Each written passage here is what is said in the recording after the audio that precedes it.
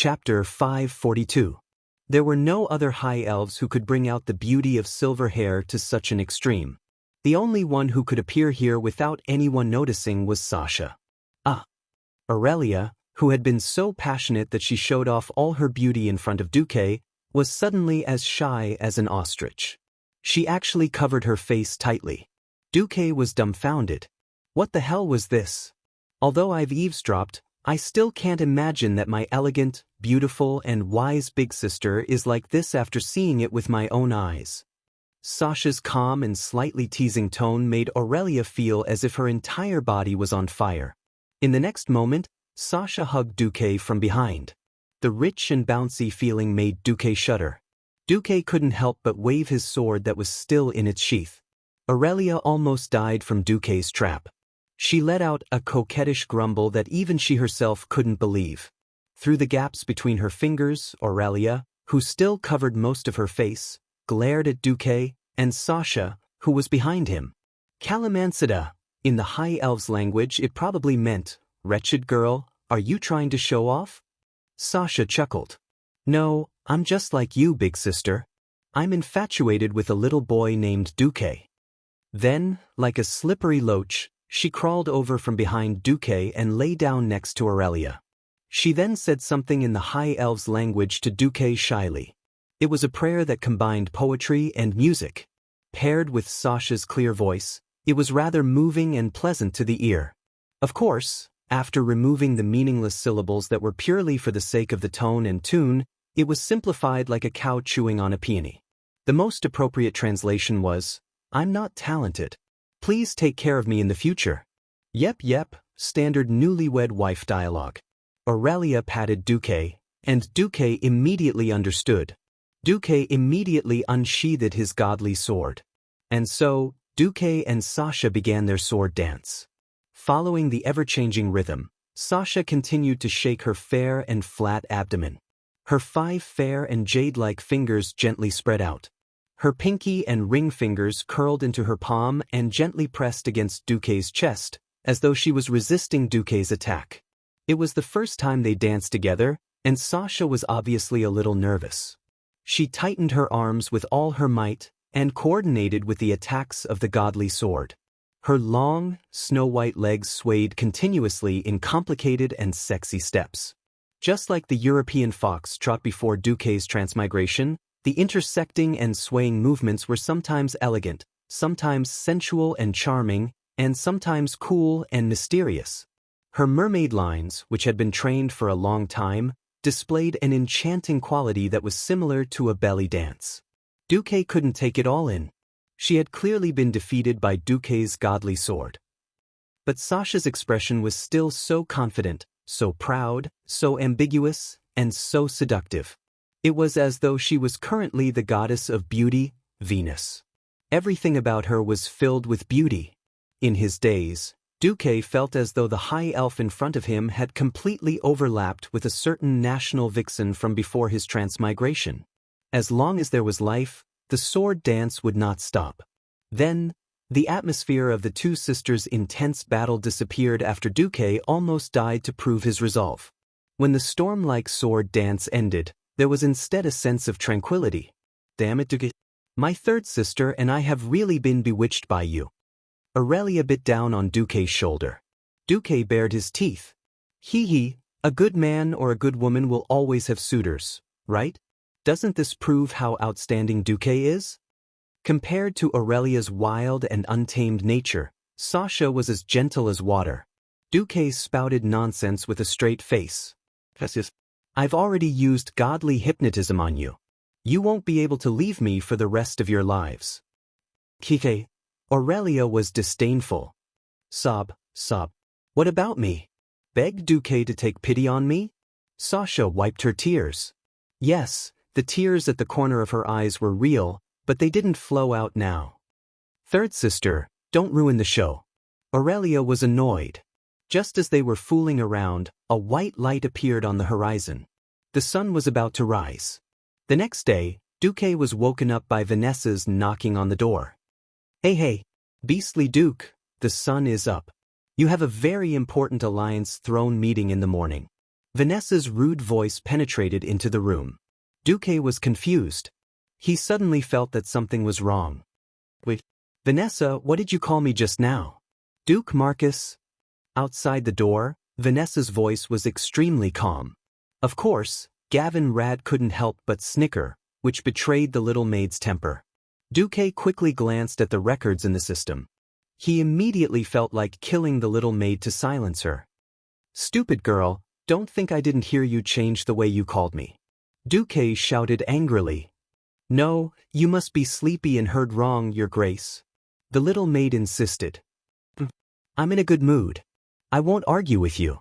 At this moment, Duque turned his head and suddenly realized that there was no one behind him. The Windrunner sisters, who were still there a few seconds ago, had dressed themselves at lightning speed and disappeared. This was way too awesome.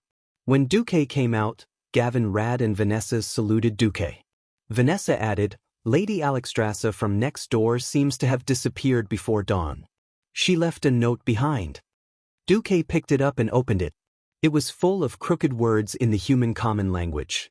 The first line was, I can't believe it. You actually didn't touch me last night? What the hell is this? The wail of a 10,000-year-old virgin? Alright, congratulations. You've managed to keep your life. Hey, is this a murder trap? Actually, my sleeping posture is very bad. No matter what form I take, once I fall asleep, I will easily flip out.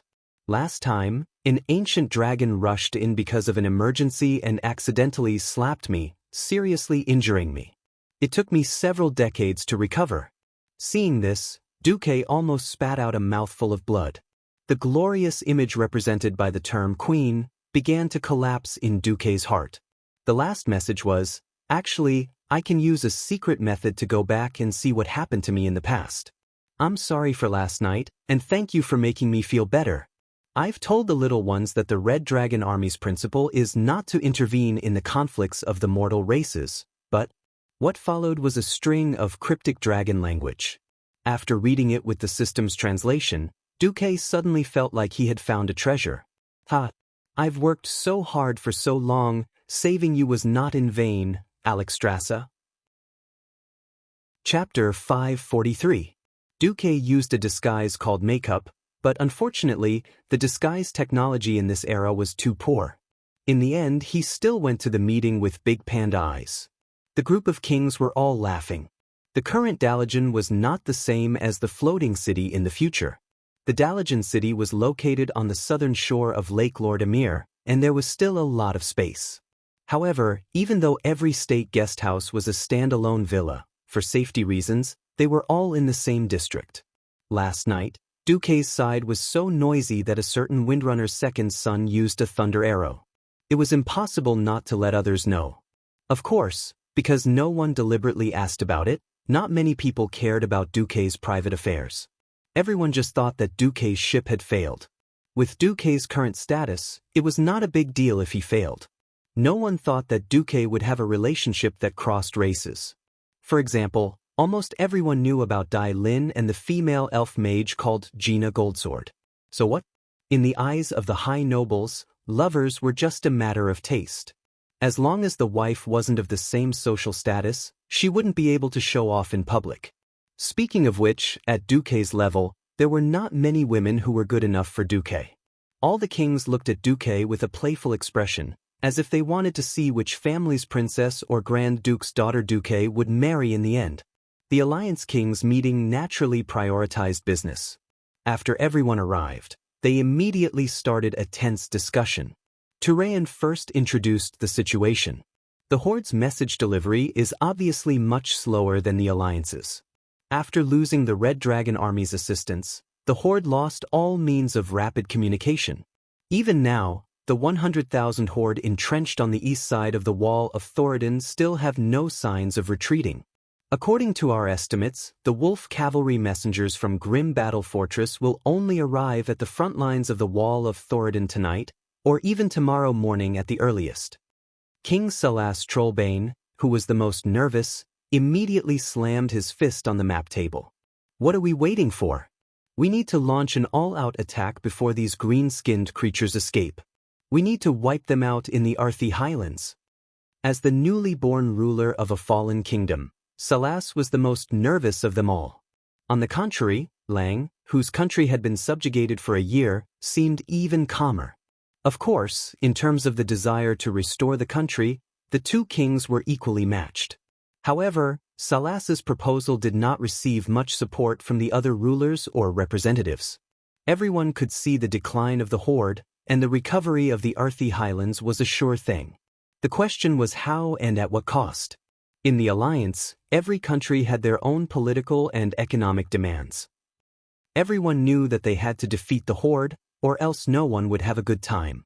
Unfortunately, after fighting for so long, even a rich country like the Rotterdam Kingdom felt the pinch, let alone the weaker countries.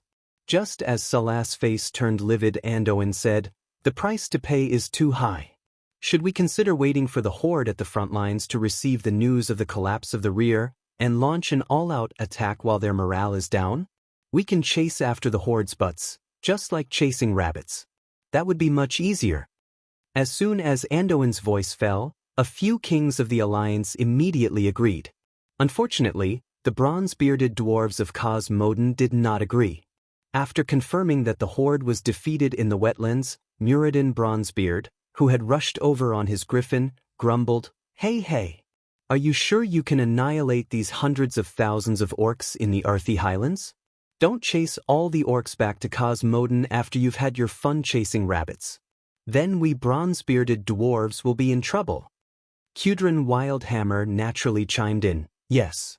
The Arthi Highlands and the wetlands are fine, but once we enter the mountains of Cosmoden, the power of our griffins will be greatly reduced." Andoin stole a glance at Duque, and saw that Duque nodded slightly. He immediately felt confident. "Then we can make some slight changes. With the Dalajan Mage's teleportation spell and the transportation of the Griffin Knights, we can send about 2,000 elites to Torrential Fortress. Then, this group of elites will quickly march east and regain control of the position on the north bank of Soderbridge. Then we can—" Andoin smacked his fist against his palm. Everyone knew that this was like catching a turtle in a jar. King Soras immediately perked up. Even though he knew that this would be a costly operation, the benefits of this operation were obvious. The horde would completely lose the last organized frontline army. Torrential Fortress can send 400 knights. Stormwind can send 300 knights, King Lang added. Alterac can send 200 knights. The one who spoke was General Haas. Even though the Alterac Kingdom only existed in name, this great soldier had been working hard to wash away the shame of the badge on his chest. Kurtiras can send 200 elite soldiers who are familiar with the operation of the ballisti. Daelin also added. Of course, it could be said that the remaining human ballisti in the northern position could be used. However, his positive response still surprised the leaders of the other countries. Since the start of the war, Kurtiras had been acting like he only cared about the navy. The two dwarves looked at each other. The dwarves can send 300 secret room guards. Kuel Salas can send 300 rangers. King Tarinas could not sit still anymore. He gritted his teeth and said, Rotterdam can send 500 knights. This time, it was the 10 countries of the alliance. Every country had sent troops. After some discussion, Lothar, who was the best at fighting, personally led the team. They changed from a simple airborne landing to a ground assault team to directly attack Soderbridge. This was because they could still go straight to Torrential Fortress from South Shore, along the beach on the east coast. King Salas swore that there was a secret passage in Torrential Fortress that led directly to Soderbridge. Hence, the plan eventually became a commando team of 5,000 people to block the escape route of the tribe. Then, Mograine would lead the 200,000 human troops to attack from the front, trapping the tribe from the front and back. Originally, the Alliance's army on the west side of the Wall of Thoradin had always been in a state of combat readiness. Even their rations had been packed long ago, so it did not take long to prepare. On the contrary, the planning of the commando team caused a lot of brain cells to die. The leaders of the various countries had already intentionally or unintentionally ignored Duque, because Duque's contributions were too great. Who knew that Duque had secretly made his presence known? When Andoin and Lang privately asked Duque about the plan, Duque nonchalantly said, "You guys go ahead and fight. If you can't, I'll be the backup." "What kind of protection?" "I'll ask the Red Dragon Army to wash the ground with dragon breath." Andoin and Lang both spat. Chapter 544. *CK. So, all the trouble we went through was just to flirt with a blind man, all for nothing? Andoin and Lang's mouths were so wide open that they could fit an apple. When they sneaked over with the plan, they saw Duque dozing off. In fact, they wanted to comfort Duque. After all, many old politicians who had been in politics for decades could fail miserably before they retired. Duque's influence was too great. Although there was no suppression within the alliance, the kings had already begun to downplay Duque's influence. After all, in the eyes of the kings, it was still unknown whether the alliance would continue to exist after defeating the Horde. When the time came, their own soldiers would all worship the hero of the Horde, and there would be nowhere to cry. When it came to a mission with a higher chance of success, everyone intentionally excluded Duque from the operation. All right, if you don't bring Duque along, Duque will not care. Everyone knew that the Crimson Dragon Army was a force that broke the rules. It could be said that if the Extraordinary Dragon Army really did help one side, the other side would not even have to fight. It was not that Tyrrhenus had not tried to get in touch with the Crimson Dragon Army, but he could not find a way. It was not that Antonidas did not know Crassus's true identity. When he tried to test him in private, Crassus rejected him harshly. The Crimson Dragon Army has been adhering to the principle of not participating in the wars of other races for tens of thousands of years. Unless there is a crisis that threatens the entire world, the Crimson Dragon Army will not intervene. Since no one mentioned it, they tacitly excluded the Crimson Dragon Army when they were thinking about strategy and tactics. All right, everyone here thought that the Crimson Dragon Army would not participate in the war, but on the other side, Duque said that he could let the Crimson Dragon Army protect him? At this moment, Andoin and Lang were both dumbfounded. The sleepy Duque, who was still yawning, secretly said, "The Crimson Dragon Army not participating in the wars of the mortal world doesn't mean that the WIRMs are not allowed to seek revenge on their enemies, right?" The two leaders of Stormwind had a very interesting expression on their faces. Damn, wasn't this like letting the magistrates do whatever they wanted but not the people? Was this against the principles? The Red Dragon Army really didn't participate in the battle. But our queen has been tortured by the tribe for so long, isn't it okay to seek revenge? Since the boss Alexstrasza had secretly given the order, wouldn't the queen's worshippers rush over to Duque's side to listen to his orders? The list that Duque secretly showed to Lang and Andoin almost blinded them. There were as many as 10 primordial giant dragons on standby at any time, and there were as many as hundreds of thousand-year-old giant dragons. Moreover, they only listened to Duque and Stormwind's orders. All right, with such a group of inhumane giant dragons holding the line, if the alliance still couldn't win against a mere 100,000 tribes that had lost their will to fight, then the alliance should just jump into the endless ocean and drown themselves. Andoin patted Duque's shoulder. "Have a good rest for the next few days. I'll see you at the celebration party." There was no doubt about the outcome of this battle. It had to be said that if Duque hadn't appeared in this life, Anduin Lothar would undoubtedly be the most brilliant military strategist of this era. Within 3 days, Anduin's 5,000 commandos withstood a total of 182 joint attacks from 100,000 orcs in the north and 5,000 orcs in the south. They were firmly nailed to the solder bridge. They didn't even give Duque's Red Dragon Army a chance to attack. When Mograine arrived with his army, everything was set in stone. The Dark Portal 2, September 18th. The once fallen Arthi Highlands were recovered. The Stormguard Kingdom's flag was once again raised on the ruins of the Torrent Fortress. September 25th. The northernmost wetlands of the southern continent were recovered. October 10th. The Iron Furnace Fortress, which had been besieged for more than a year, was finally released. Although they didn't run out of food and ammunition, they were still in dire straits. The orcs once gathered a group of 100,000 orcs and laborers in an attempt to block the alliance's advance with tight fortifications. This tactic of pillbox warfare, learned from the humans, brought great trouble to the Alliance. More than 20,000 Alliance soldiers were shot to death by the trolls' javelins in front of the pillbox. However, with the Red Dragon army's seemingly random entrance, all the tribal pillboxes and arrow towers were reduced to rubble like toys. Arrow towers are awesome, aren't they? Giant dragons were sent flying with a single slap. Shooting arrows from the bunker was fun, right? Come, let the Red Dragon flamethrower teach you a lesson. Under the crushing pressure of the completely asymmetrical forces, the tribe quickly collapsed. October 16th. Under the cover of Kurtira's and the Stormwind fleet, the 150,000 soldiers of the two countries landed on Stormwind City and the north coast of the Western Wilderness.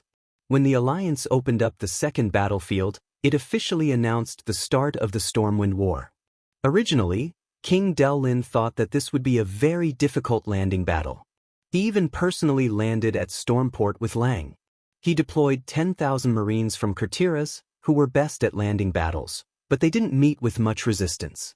Stormwind City was garrisoned by a second-rate clan with only 30,000 people.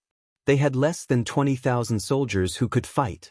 After paying close to 10,000 casualties in the street battles, Stormwind City was reclaimed. However, the next problem was logistics. Looking at Stormwind City, which had experienced a second war and had been reduced to rubble, Lin frowned deeply. When he asked Lang about the food, Lang smiled. Sorry, my good friend, to keep it a secret from you until now. In fact, in the past year, a lot of the food in Hillsbrad has been provided by the Western Wilderness. We have already arranged a guerrilla force of close to 10,000 people. While they attack the orcs, they also ensure the food supply this time. It can be said that even if no food is sent over, we can still survive this winter. Lin was tongue-tied. With sufficient logistical supplies, the Stormwind army advanced at lightning speed. On the 30th of October, except for the Reed Ridge Mountains, the entire Stormwind army had been reclaimed. Unfortunately, the Horde had deployed a few second-rate clans from the Dark Portal, and they were engaged in a tug-of-war with the Stormwind army in the mountains. At this time, the Alliance's northern route included the newly joined Gnome Kingdom, Gnomerigan. There were a total of 300,000 soldiers from 9 kingdoms, and they pushed the front line to the Burning Steppes in the future. At the Blackrock Spire, Orgrim gathered the last of the Horde's forces. 150,000 soldiers and 100,000 orc laborers. Both sides knew that the Blackrock Spire would be the final battleground. On the 1st of November, the Horde sent a messenger and issued a request for a decisive battle. 5 days later, under the Blackrock Spire, let us decide the fate of the Horde and the Alliance. Chapter 545. The west wind was chilly, and the autumn wind made everything on the Burning Steppes seem even drier. The dry and barren land emitted an endless amount of heat. The source of the heat was naturally the active volcanoes on the steppes, including the Blackrock Mountain in the northwest of the Burning Steppes. These volcanoes continuously spewed lava, and the scorching lava changed the landscape of the steppes almost every second. Great Chief Orgrim sat on the eastern platform of the Blackrock Spire on the Blackrock Mountain. He looked at the scenery in the distance blankly. Although it was called the Blackrock Spire, it wasn't obvious from the outside. This was because the entire spire was embedded in the towering Blackrock Mountain. Dozens of streams of hot lava flowed down from the lava vents on the mountain, creating many vertical lines that divided the gray-black Blackrock Mountain into many parts. The so-called Blackrock Spire was actually more appropriate to call it the Blackrock Fortress. Orgrim didn't know that the platform he was sitting on would become the burial ground of the Black Dragon Prince, Nefarian. He just stared blankly at the scenery outside the platform. To the north was the Scorching Canyon, which was also emitting a high temperature. The Dark Iron Dwarves who had recently reached an agreement with the Horde were working in crude furnaces in the canyon, forging weapons for the Horde day and night. To the south was the Burning Steppes.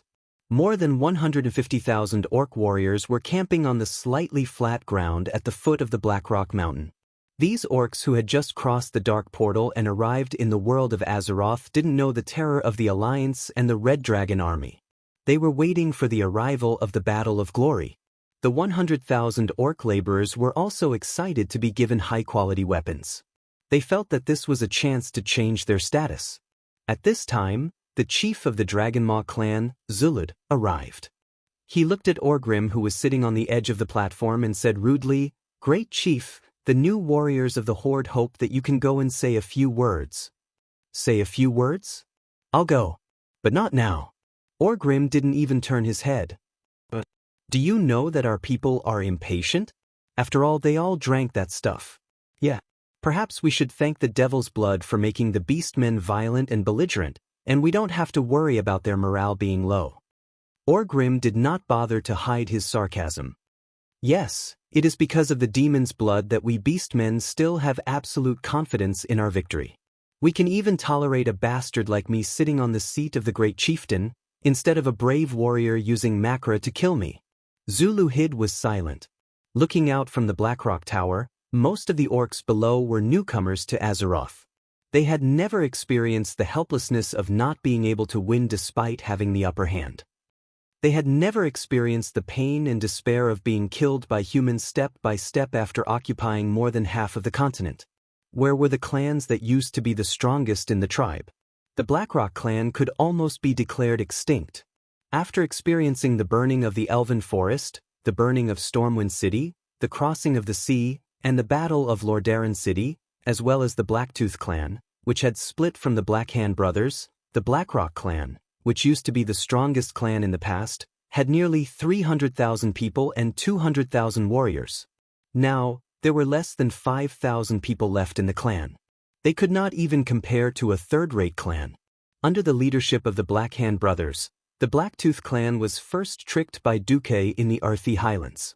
Then, after chasing after Gul'dan, they killed a few thousand people from the Storm Predator clan, and then disappeared. Everyone knew that the Blackhand brothers did it on purpose. More than half of the Warsong clan had collapsed. The remaining clansmen, under the leadership of Grom, hid in the deep mountains of the Tirisful woodlands. The Bloodring clan had also collapsed. They had basically lost to Dan Maluo's Iron Furnace Castle. Most of them had died in the siege battle. Recently, they had carried out the Great Chieftain's fortress strategy and wiped out the Red Dragon army. There were less than 10,000 clansmen left under Kilrog Deadeye. The Frostwolf clan had been exiled by Gul'dan to the Alterac Mountains in the northern continent before the war. After Durotan was killed, the Frostwolf clan had completely cut off contact with the Horde. Under the Red Dragon army's betrayal, the Dragonmaw clans suffered the most tragic massacre. There were less than 1,000 people left under Zuluhid. The Fireblade clan had always been a clan with few people. After Darl Triple Bloodblade and Samuro died in battle, the Sword Saint team also suffered heavy losses. There were less than 10 Sword Saints left in the Horde. The former Storm Predator clan and the Twilight Hammer clan, which were dominated by ogres, did not even need to be mentioned. Who knew where those bastards had run off to? The Black Scar clan. After Kashtrak died in battle at Grimbader Fortress and most of his clansmen were killed by the enraged Red Dragon, it was rumored that Kashtrak's trusted aide took the next chief, the young Nazgul, and crossed the Arthi Highlands to seek refuge with the Frostwolf clan before the Alliance launched a counterattack. The Shattered Palm clan was still alright. Kargath Bladefist, the battle maniac, had even asked the Great Chieftain for a battle yesterday. However, any beastman with a bit of brain knew that the Horde was going to lose. Orgrim had no intention of making things difficult for his deputy. He let out a long sigh.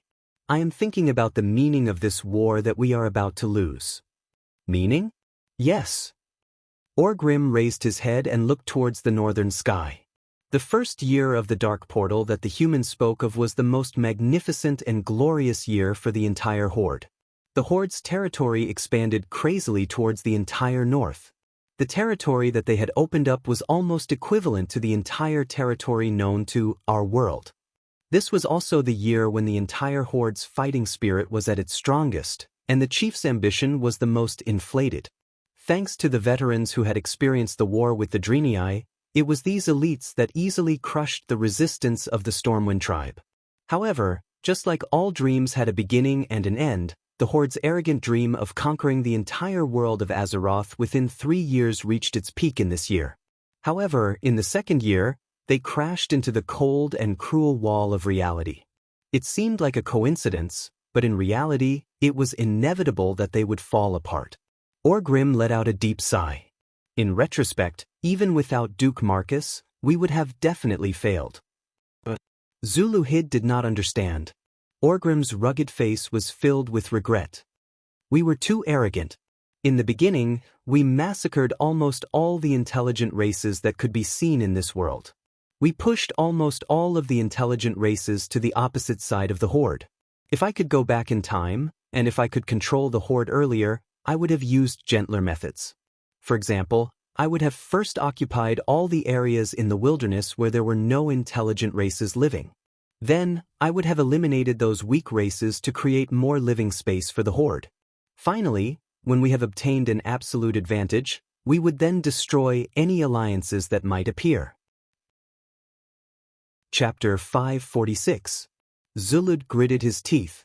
No one can go back to the past. Orgrim spread out his hands. But I can leave my experience and insights to the next chief, the one who can truly lead the tribe out of the world we are destined to destroy, the one who can truly bring the tribe to prosperity. Zulud narrowed his eyes. Are you going to commit suicide like a coward? Or are you going to give up on leading us? Neither. I want to use my own methods to leave as much vitality as possible for the tribe. Orgrim smiled mysteriously. In this world, no one knew what Orgrim's plan was, except for one person, Duke. For the first time, Anduin Lothar, who was in charge of the army, had a disagreement with Duque. After recovering Stormwind City, Anduin rushed back to the main force of the Alliance in the north. However, when he received many reports from the Elven Forest, he frowned deeply.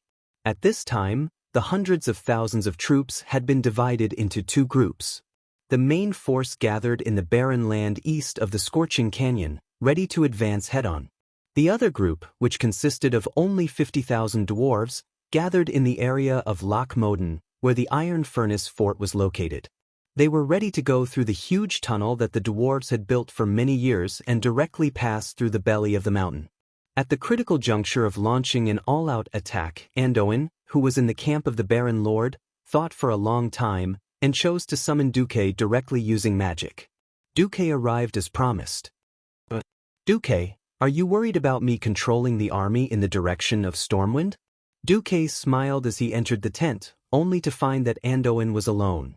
Anduin's face was unusually serious. In Gold's Higher Town, in Blackwell, and near the East Cove sawmill, my men have received reports of you allowing your subordinates to kill orc women and children. Duque's heart skipped a beat. What was going to happen had finally happened, but Duque did not regret it. Is that so? I only request that every warrior visit the settlement that was destroyed by the orcs, and see the remains of the women who were holding their babies after being hacked in half by the orcs with axes. What you're doing is provoking the people's hatred towards the beastmen. I don't care if you're targeting the beastmen warriors, but allowing the beastmen women and children to be slaughtered is not in line with the spirit of a knight. First, please tell me, on what basis should we treat a barbarian race that has massacred the human race kindly? Secondly, if you insist on sparing the women and children of the beastmen, then 10 or 20 years later, when a new batch of beastmen grows up and raises their butcher knives against the humans again, what will you do? Do we have to tell Prince William, "Oh, Prince William, in the name of chivalry, do not kill orc women and children"? That way, it would be more convenient for those little bastards to grow up and slaughter humans again. Duque's words made Anduin speechless. Anduin, we're facing an extremely ferocious and barbaric race. Don't forget that orcs, trolls, and ogres are all part of the Horde. But if we abandon the virtues that humans should have, then what's the difference between us humans and orcs? Anduin argued. Virtue is destined to be an ideal that cannot be attained by everyone. I don't deny the spirit of a knight, but I'm a very practical mage. I only acknowledge races and civilizations that can be communicated with reason. Anduin, you can remove my position as the Alliance's deputy commander, and even let Lang remove my duke title. But, if you want to stop me from cleaning up the orcs, please bring an army of 200,000. As soon as Duque finished speaking, Anduin fell into a deep dilemma. Anduin was very clear that he could not let the Alliance let go of their hatred. Most of the 11 countries in the alliance had been tormented by the Horde. More than 1 million humans had died at the hands of the Horde. However, it was not in line with the oath of a knight to allow the alliance's soldiers to wantonly seek revenge. Faced with Duque's strong opposition, Anduin knew that if he could not convince Duque, it would be impossible to stop the spread of the racial massacre. At this time, as Duque had expected, King Lang came in from outside the tent. Lang spoke very earnestly, "Duque, I don't want to directly refute your approach with reason. I just want to hear your opinion on the Horde." After a few seconds of silence, Duque spoke in a deep voice. "Do you know how many tribes are left on the mainland now? Do you know how many places on the mainland there are for the Horde to thrive if we can't clean up the Horde?" "You don't know, but I do." Anduin and Clayon's expressions immediately turned solemn. The Warsong clan, the Frostwolf clan, and the various troll clans that might join the Horde were all pointed out by Duque on the big map. Kargath, Flaming Peak, Stannard, Gromgal. These tribal strongholds that were almost natural in Duque's game memory naturally had a different meaning in front of Anduin, the military strategist.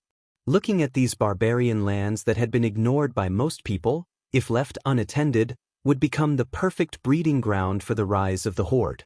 Anduin and Lang were finally moved. Duque's last reason was the final blow to the balance in Anduin's heart. Think about it, did Thoradin the Great count the women and children of the trolls as weak? In this era, no matter what, humans acted according to Thoradin the Great. Perhaps the spirit of chivalry was very noble and very admirable, but compared to the common ruler of mankind, Thoradin the Great, it was obvious who was more important. Lothar was indeed a very noble person, and Duque did not want to destroy his faith, but Duque had to do so. Because after the alliance won, according to history, King Tyrrhenas would implement a very F***-kept-up policy to prohibit the alliance from killing the Horde captives. This was Tyrrhenas' evil plan to use the spirit of chivalry to exhaust the other countries of the alliance. Unless they found an excuse to leave the alliance, they would be overwhelmed by the ever-increasing cost of the shelter. Those countries that truly had the spirit of chivalry and humanitarianism would become a tiger in their own bosom. King Tyrrhenas, who originally wanted to take advantage of the situation, was also defeated when he met the fallen Arthas. Duque finally understood. Of course, he hated the violent old tribe to the core and wanted nothing more than to kill everyone in the tribe. Unfortunately, the orcs were like cockroaches that could not be killed. It was impossible to completely wipe out the Horde in such a big world, so he had to at least reduce the living space of the new Horde and try his best to keep the new Horde under control. He did not want to have the chance to destroy the alliance at every turn, or have a stupid chief roar that would affect the city's appearance and cause trouble for the alliance. That was a long story. More recently, Duque's focus was on the second battle of the Dark Portal. In this battle, according to the original history, the alliance hero that Duque respected the most, Anduin Lothar, would be killed by Orgrim. Chapter 547. That's right. In the original history, Lothar would die. The cause of his death was his most trusted godly sword. This godly sword wasn't widely recognized in the alliance as the king's sword that was inherited from Thoradin the Great.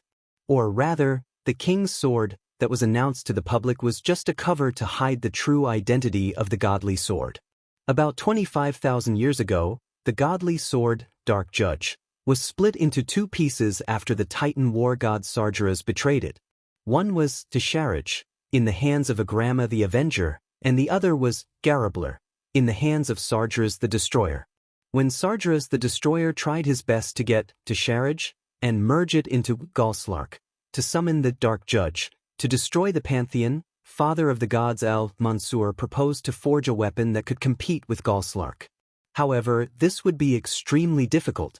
The Dark Judge was a combination of good and evil, so what should the newly forged weapon be? Completely bright and completely good.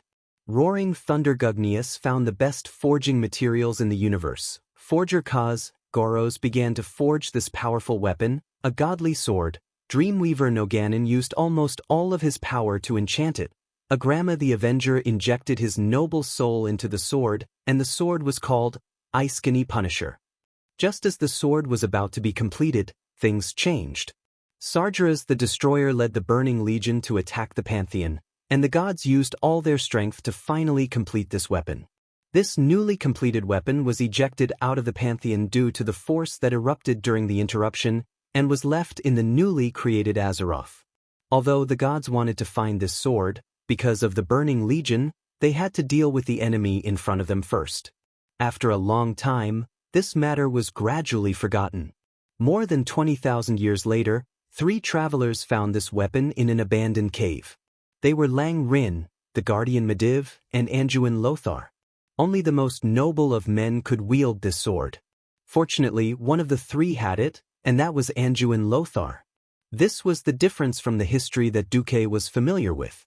The moment the sword acknowledged Lothar as its master, it suddenly fused with the king's sword that Lothar had inherited from his ancestors. Most of the time, the sword that appeared in front of others was still that seemingly thin but beautifully crafted one-handed sword. However, when Noxus needed to fight or had a thought, the sword would quickly transform in a flash of golden light.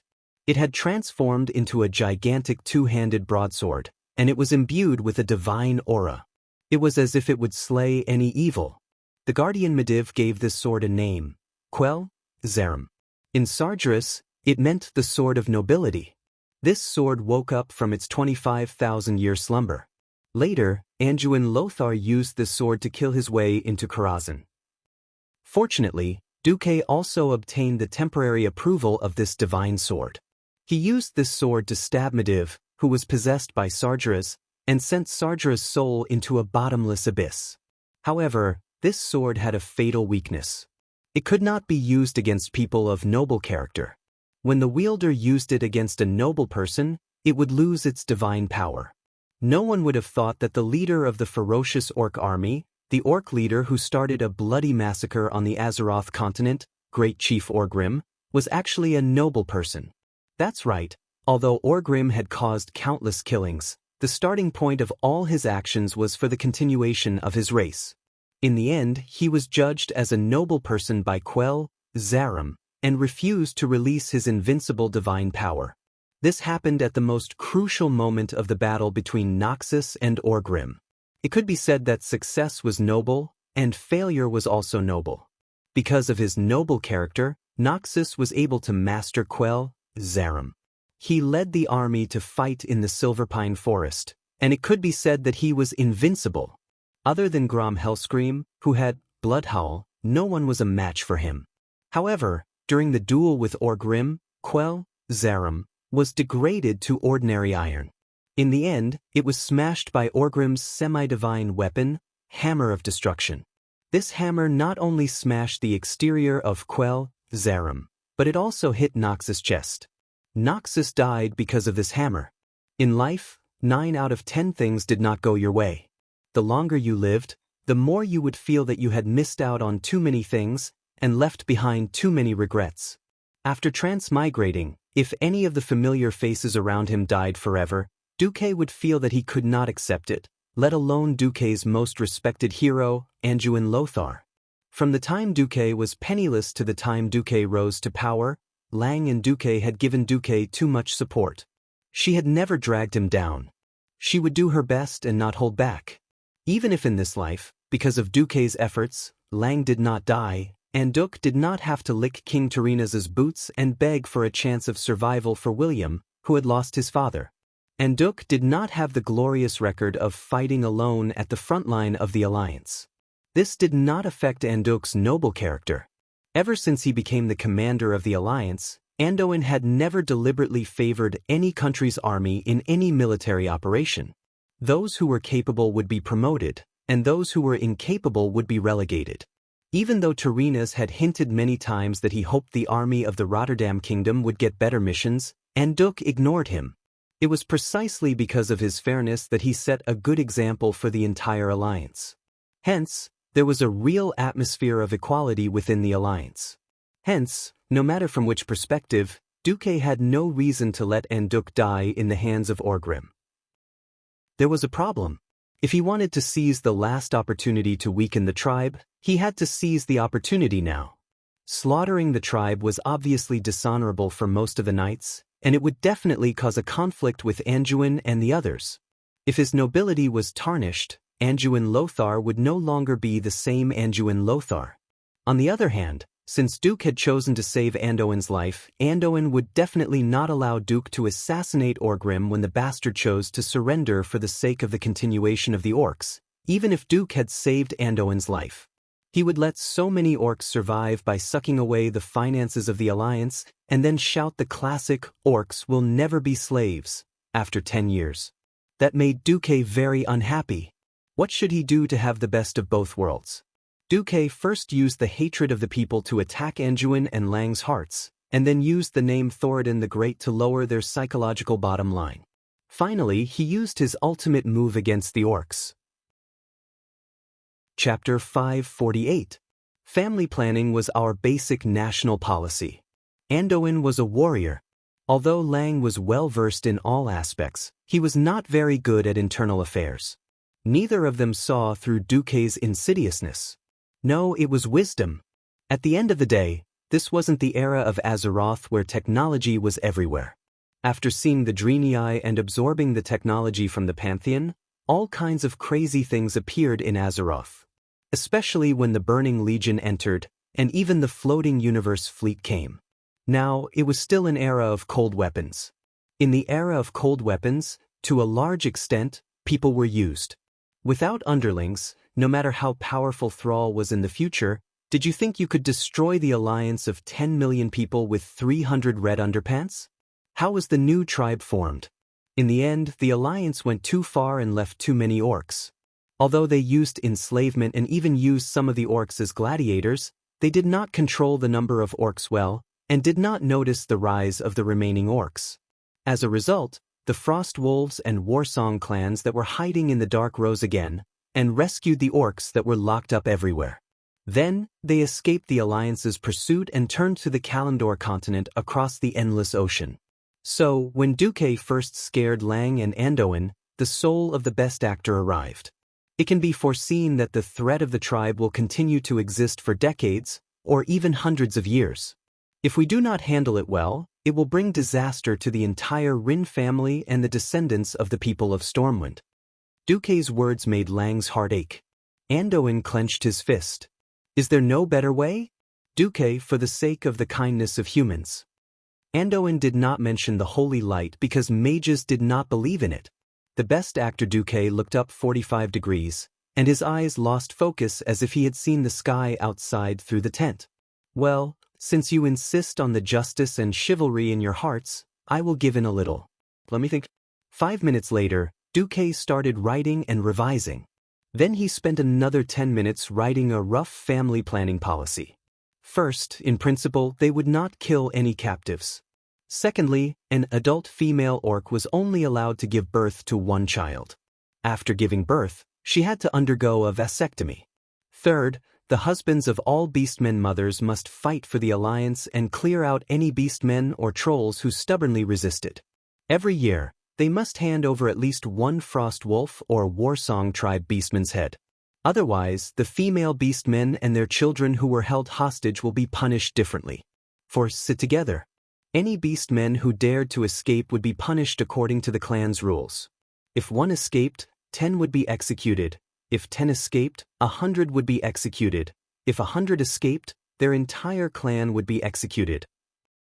After writing, Duque exhaled a mouthful of turbid air.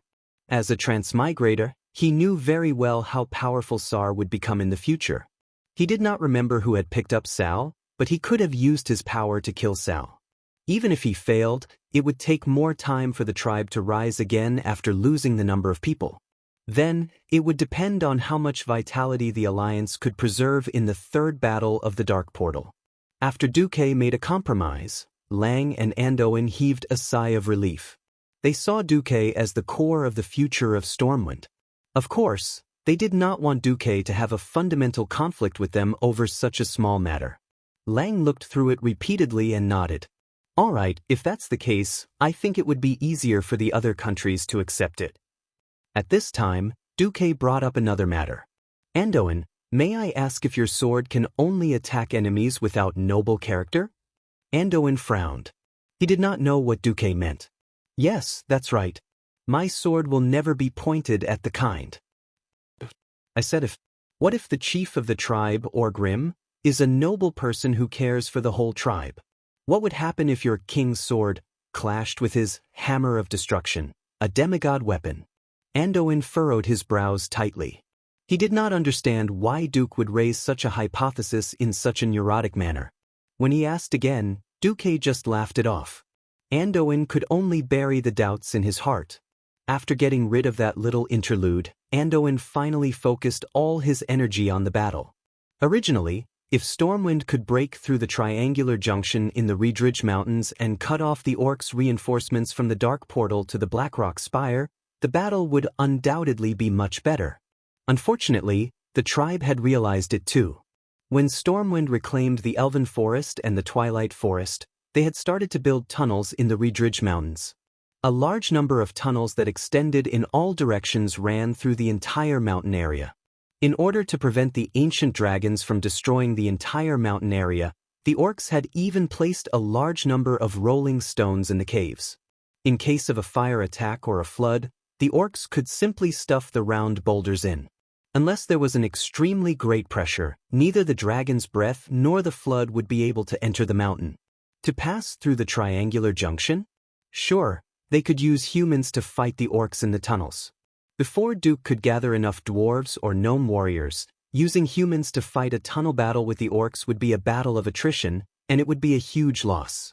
In the narrow tunnels, the orc warriors could unleash their maximum combat power. It was a similar situation in the Blackrock Spire. Originally, Duque asked the Red Dragon Legion to help clear a wave of orcs outside.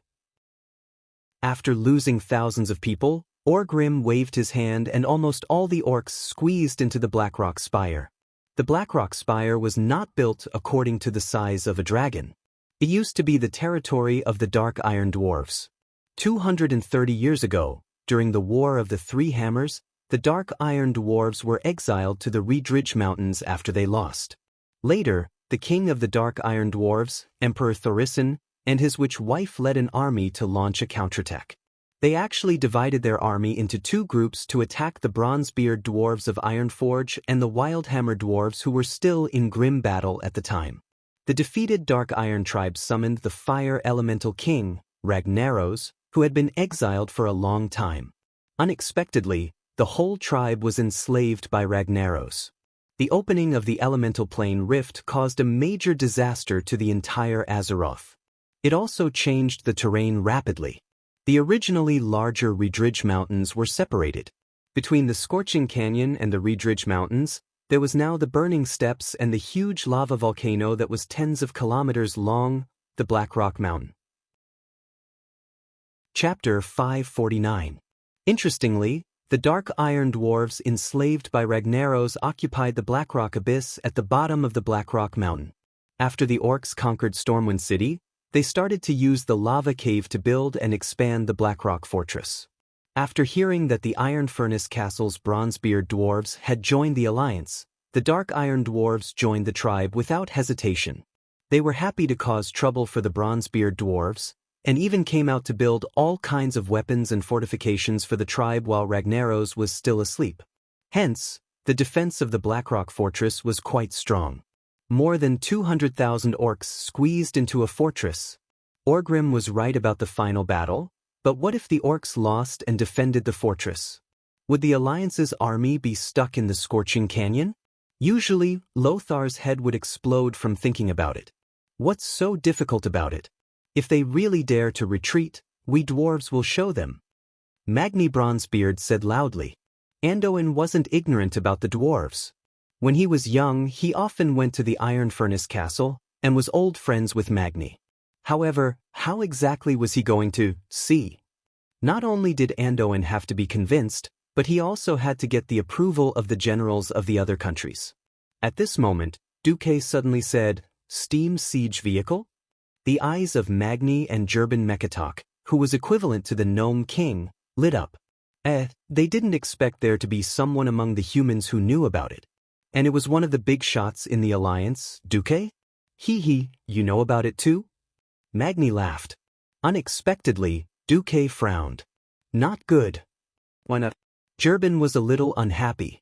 After all, the steam siege vehicle was one of the greatest masterpieces of the dwarves and the gnomes.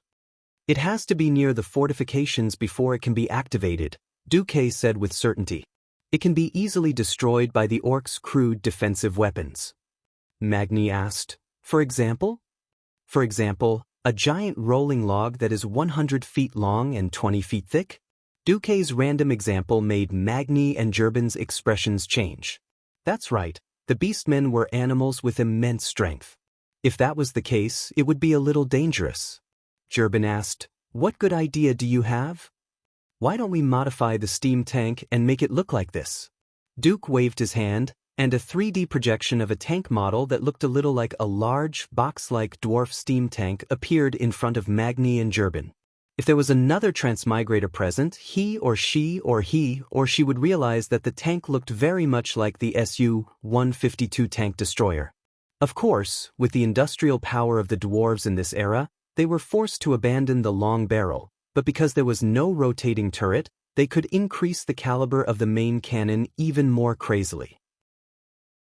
Similarly, in order to defend against attacks from the front, in a situation where the exquisiteness and steel rolling technology were not up to standard, the armor at the front was thicker. After giving up on the rotating turrets, they could add a few more firing holes on the side and install some musketeers to take care of attacks from the side. Both Lothar and Migraine were dumbfounded by the topic that Duke and the dwarf were talking about. Their understanding of the dwarven weapons was very primitive. He always felt that the dwarven tanks could withstand swords and knives, but they were a little weak against heavy weapons such as sledgehammers. For example, on the battlefield, he had seen the orcs smashing the dwarven tanks with tree trunks more than once. But at this time, if they didn't trust the dwarves, they would ask their own soldiers to fight the orcs in the streets.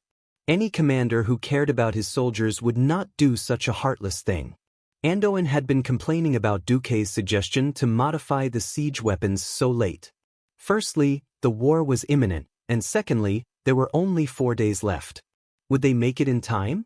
Magni waved his hand. Don't underestimate the dwarves and gnomes. Such a low-tech modification, we can do it in one night. Magni and Gerben were so confident that even Duque was a little doubtful. Are the dwarves all so strong? One night? It's a steam tank, right? They don't need to recalculate the weight to solve the tank's power system? What about the wheels? What about the tracks? What about the suspension system? Then, the next day, Duque was pleasantly surprised amidst a wave of applause and praise. Duque came out with sleepy eyes.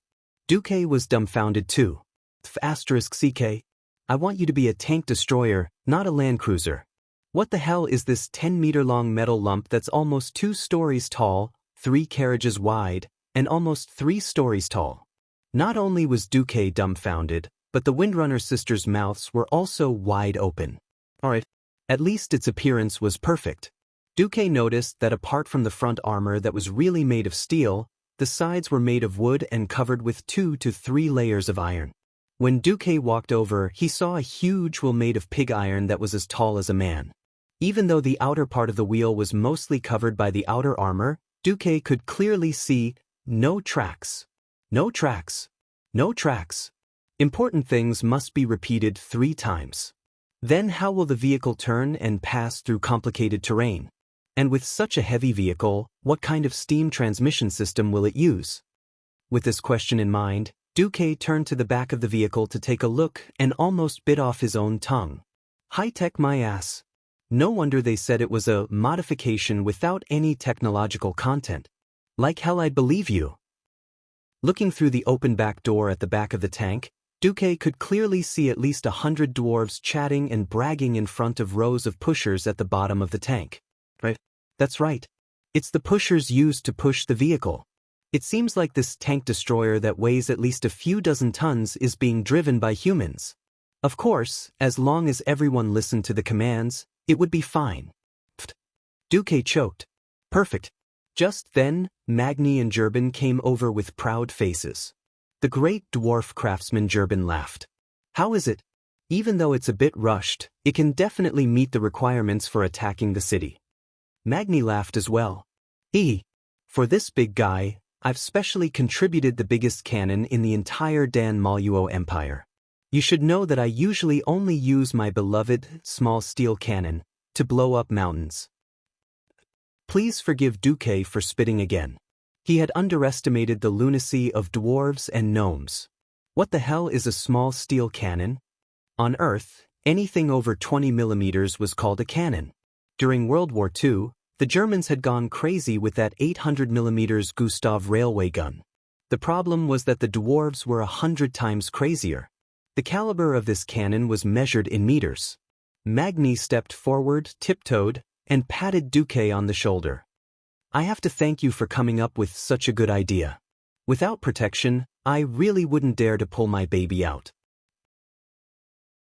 Chapter 550. The dwarves' sickness didn't stop there. The cannons of this era didn't have the precision required by the machinery industry. The steel wasn't up to standard, and there were no so-called rifling. So the firing range of this small steel cannon wasn't very far, only about 2 kilometers. Of course, because the cannonball had something added to it, it wasn't a traditional cannon. According to Magni's translation, with one shot, not even a blade of grass would grow within a 100-meter radius. Alright, next question. How do you load the cannonballs? Why don't I see any loading devices? That's right, the 6-meter-long cannon with a diameter of about 1.2 meters was fixed to this man-powered tank destroyer. Looking at those huge cannonballs with a diameter of 1 meter, Duque felt his eyelids twitch. This thing weighed at least 3 or 4 tons, right? What else can we do? Use manpower to carry it. Magni snapped his fingers, and a dwarf's secret chamber guard's body suddenly swelled up like a balloon. It was obvious that the guy's armor was specially made. The moment his body grew bigger, the armor disassembled on its own. A good breastplate turned into something like a breastplate. That pair of leather pants was also specially made. The long pants didn't tear even after being worn into a pair of shorts. Looking at that guy's body glowing with a silver metallic sheen, Duque finally understood. Deity's descent? Magni smiled. Seems like you understand us dwarves quite well. Deity's descent was another one of the dwarves' sickening racial talents. Dwarves who had awakened this innate skill through rigorous training could achieve a short-term increase in strength, attack power, defense power, and vitality by increasing their size. But dwarves, led a few dwarves who awakened Deity's descent to carry the cannonballs. You win. Looking at Duque's expression of admiration, Magni and Gerben laughed happily. Magni suddenly came over and said sneakily, "Oh, it sounds like you know how to use a loading device? Can we discuss it privately later?" Duque's eyes darted around. We're at a stalemate at Redridge Mountain on Stormwind's side. Why don't you send 1,000 secret chamber guards first?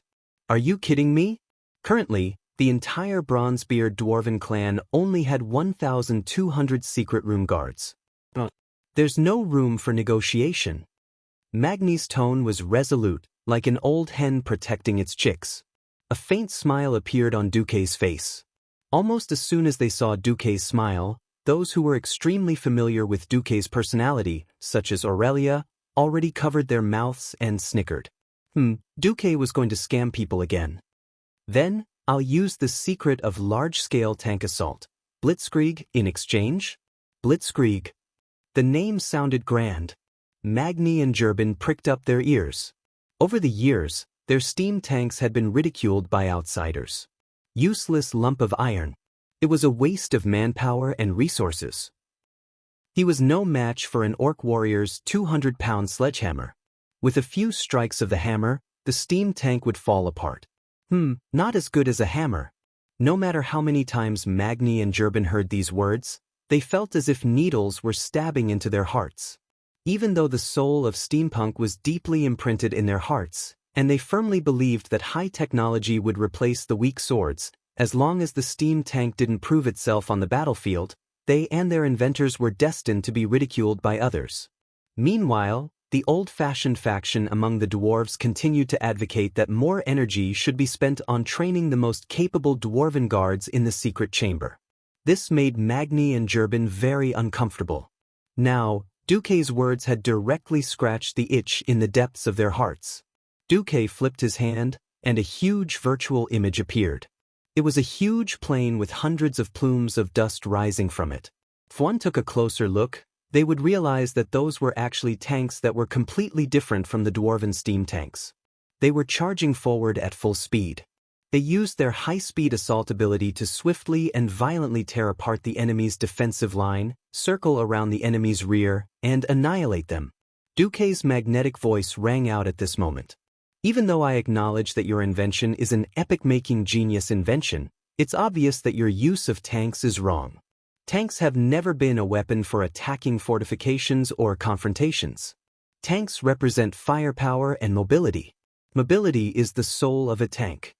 Mobility. The two short big shots shuddered. Because the image was too fast, the two couldn't see what kind of enemies the tanks were fighting. But this didn't stop them from opening a new window in their minds. Just as they were about to hear more, Duque was addicted to the suspense and directly closed the image. Wait. Duque didn't care about them. Instead, he continued to tempt them. There are nearly 300,000 human soldiers and thousands of mages gathered in the barren lands. If it's a head-on confrontation, when will it be the dwarves' turn to take the lead? By the time your short legs arrive, the battle will have already been fought to the bitter end. Everyone is advancing with infantry, so why should the dwarves take the lead? Magni's face turned the color of a pig's liver. After being beaten up by the orcs at their doorstep for a year, everyone was filled with anger. Originally, Magni could not stand the people of Rotterdam who regarded themselves as the saviors of the dwarves. Now that Duke mentioned it, Magni immediately felt a little discouraged. Gerben spoke up. Then, Duque, do you have any good ideas to help the dwarves and gnomes vent their anger? Take the lead. Duque smiled mysteriously and led the two into a dwarven tent sneakily before saying, "The tribe's chief, Orgrim, has indeed sent a letter of challenge to the Alliance and challenged Lothar to a decisive battle. But Orgrim is very cunning too. He didn't promise to fight to the end. If he can't win, he can't retreat into the Blackstone Fortress. Think about it, if 200,000 orcs retreat into the fortress, how long will it take for the Alliance to take down the Blackstone Fortress? Who will be sent to fight in narrow alleyways like that?" Magni couldn't stay calm at all. The dwarves would definitely send the dwarves, who were best at tunnel warfare, as cannon fodder. Even if Lothar was really kind enough to share the losses of the various countries, it would still be a nightmare for the bronze-bearded dwarves who had already suffered heavy casualties. It had to be known that Magni had mustered almost all of the adult dwarves who could fight for the sake of revenge in a fit of pique. If the losses were too great, it could be imagined that the bronze-bearded dwarves wouldn't be able to recover for a long time. Chapter 551. Magni wasn't stupid. He knew that if Duque was willing to help the bronze-bearded dwarves like this, Duque would definitely get something in return. But Magni was willing to trust Duque. Duque was just too reliable. Apart from the soldiers who had no choice, Iron Stove Castle had given them almost everything they wanted in the past year. Medicine, food, daily necessities, unsmelted iron, or anything Magni asked for, there was nothing Duque couldn't get. If he really couldn't get it, Duque would send a letter to explain his difficulties.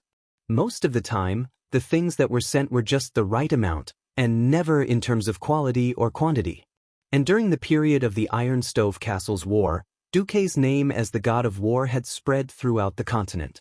Every time, they would win against the many, and they would defeat the strong with the weak, but they had never lost. If it was Duque, it wouldn't be surprising for him to come up with some groundbreaking ideas. Recently, Duque didn't seem to be having a good time. Rumor had it that because Duque was too outstanding and made the people of Lordaeron lose face, Tyrrhena's formed the King's Alliance to exclude Duque from participating in the final battle. Southwest of the Scorching Canyon, Stormwind was indeed fighting a war to revive the kingdom. It was fine for Duque's 30,000 private soldiers to go back to the Elven Forest. However, with the Red Ridge Mountain completely unable to break through, they summoned Duque, the Alliance's deputy commander, to the main battlefield, but didn't let Duque control any of the troops. What was this? Dwarves were mostly straightforward, and Magni hated these kinds of deceitful political battles. He especially hated the Lordaeron people's "I'm your boss, come and worship me" way of doing things. In fact, everyone could see that the orcs were going to kneel sooner or later. If they wanted to have enough say in the alliance after the war, they had to produce a good result in the final battle. Now that Duque wanted to use the dwarves to teach the people of Lordaeron how to fight, why wouldn't the dwarves do it? Magni quickly understood the crux of the matter and agreed decisively. "Tell us, we'll do it." The gnome craftsman nodded in agreement. "Yes, let's call Kudrin Wildhammer over first. We need to properly tell the tribe what it means to be one in the air and land, and to coordinate our infantry and cannons." Not long after hearing such a new term, Kudrin immediately joined the group. November 6th, the day of the final battle. "The humans are here." Orgrim jerked his head up from his thoughts. The fear in Zuluhid's voice angered him. When did his successor become such a coward? "We invited them to fight," the great chief roared. He stood on the balcony of the Blackrock Tower and watched everything from above. This balcony was located on a protruding rock at the top of the northern part of Blackrock Mountain. In front of the balcony, he could overlook the entire scorching canyon. From here, he could see the remaining tribesmen and the newly arrived tribesmen gathered below. He still remembered that the last time he looked from here, his warriors had covered the entire scorching canyon and burning plains from the north and south. There was not a single gap between them. But now, between the black rocks, there were only patches of green and a small amount of brown. Orgrim could even tell that the old first-rate tribesmen were sparsely gathered together, while the new second-rate and third-rate tribesmen were more spirited. When did his tribe become so weak? Everything he worried about had become a reality. Everything was falling towards the worst plan he had prepared in his heart. So what if it's a final battle? Can we win? They have a large number of mages, and even a damned red dragon. Zuluhid said from behind him. "We don't have enough men. This is the last batch of reinforcements. The tribes on the other side of the gate are watching, and there won't be any more reinforcements for a while." Orgrim glared angrily at his second-in-command. The burning rage in his eyes made every beastman who met his gaze cower. Indeed, their numbers were very small compared to the super army of over 500,000 in the past. The number of beastmen troops no longer had the numbers to sweep through the world. In terms of quality, it was even worse. But so what? In the name of our ancestors. We are beastmen. You're asking us what we should do? He roared at everyone and pulled out the famous hammer of destruction from his back. Of course it's to fight. Before you rode on the dragon's back, you could kill 20 human soldiers in one go without panting. Did you forget what it means to fight after getting off the dragon's back? At this point, Orgrim turned to the new beastmen around him. Your ancestors could kill 10 human soldiers at once. What about you? Do you think you're the children of the ooze monsters? Do you think you're all weaklings? What your ancestors could do, you can do as well. You want to destroy us?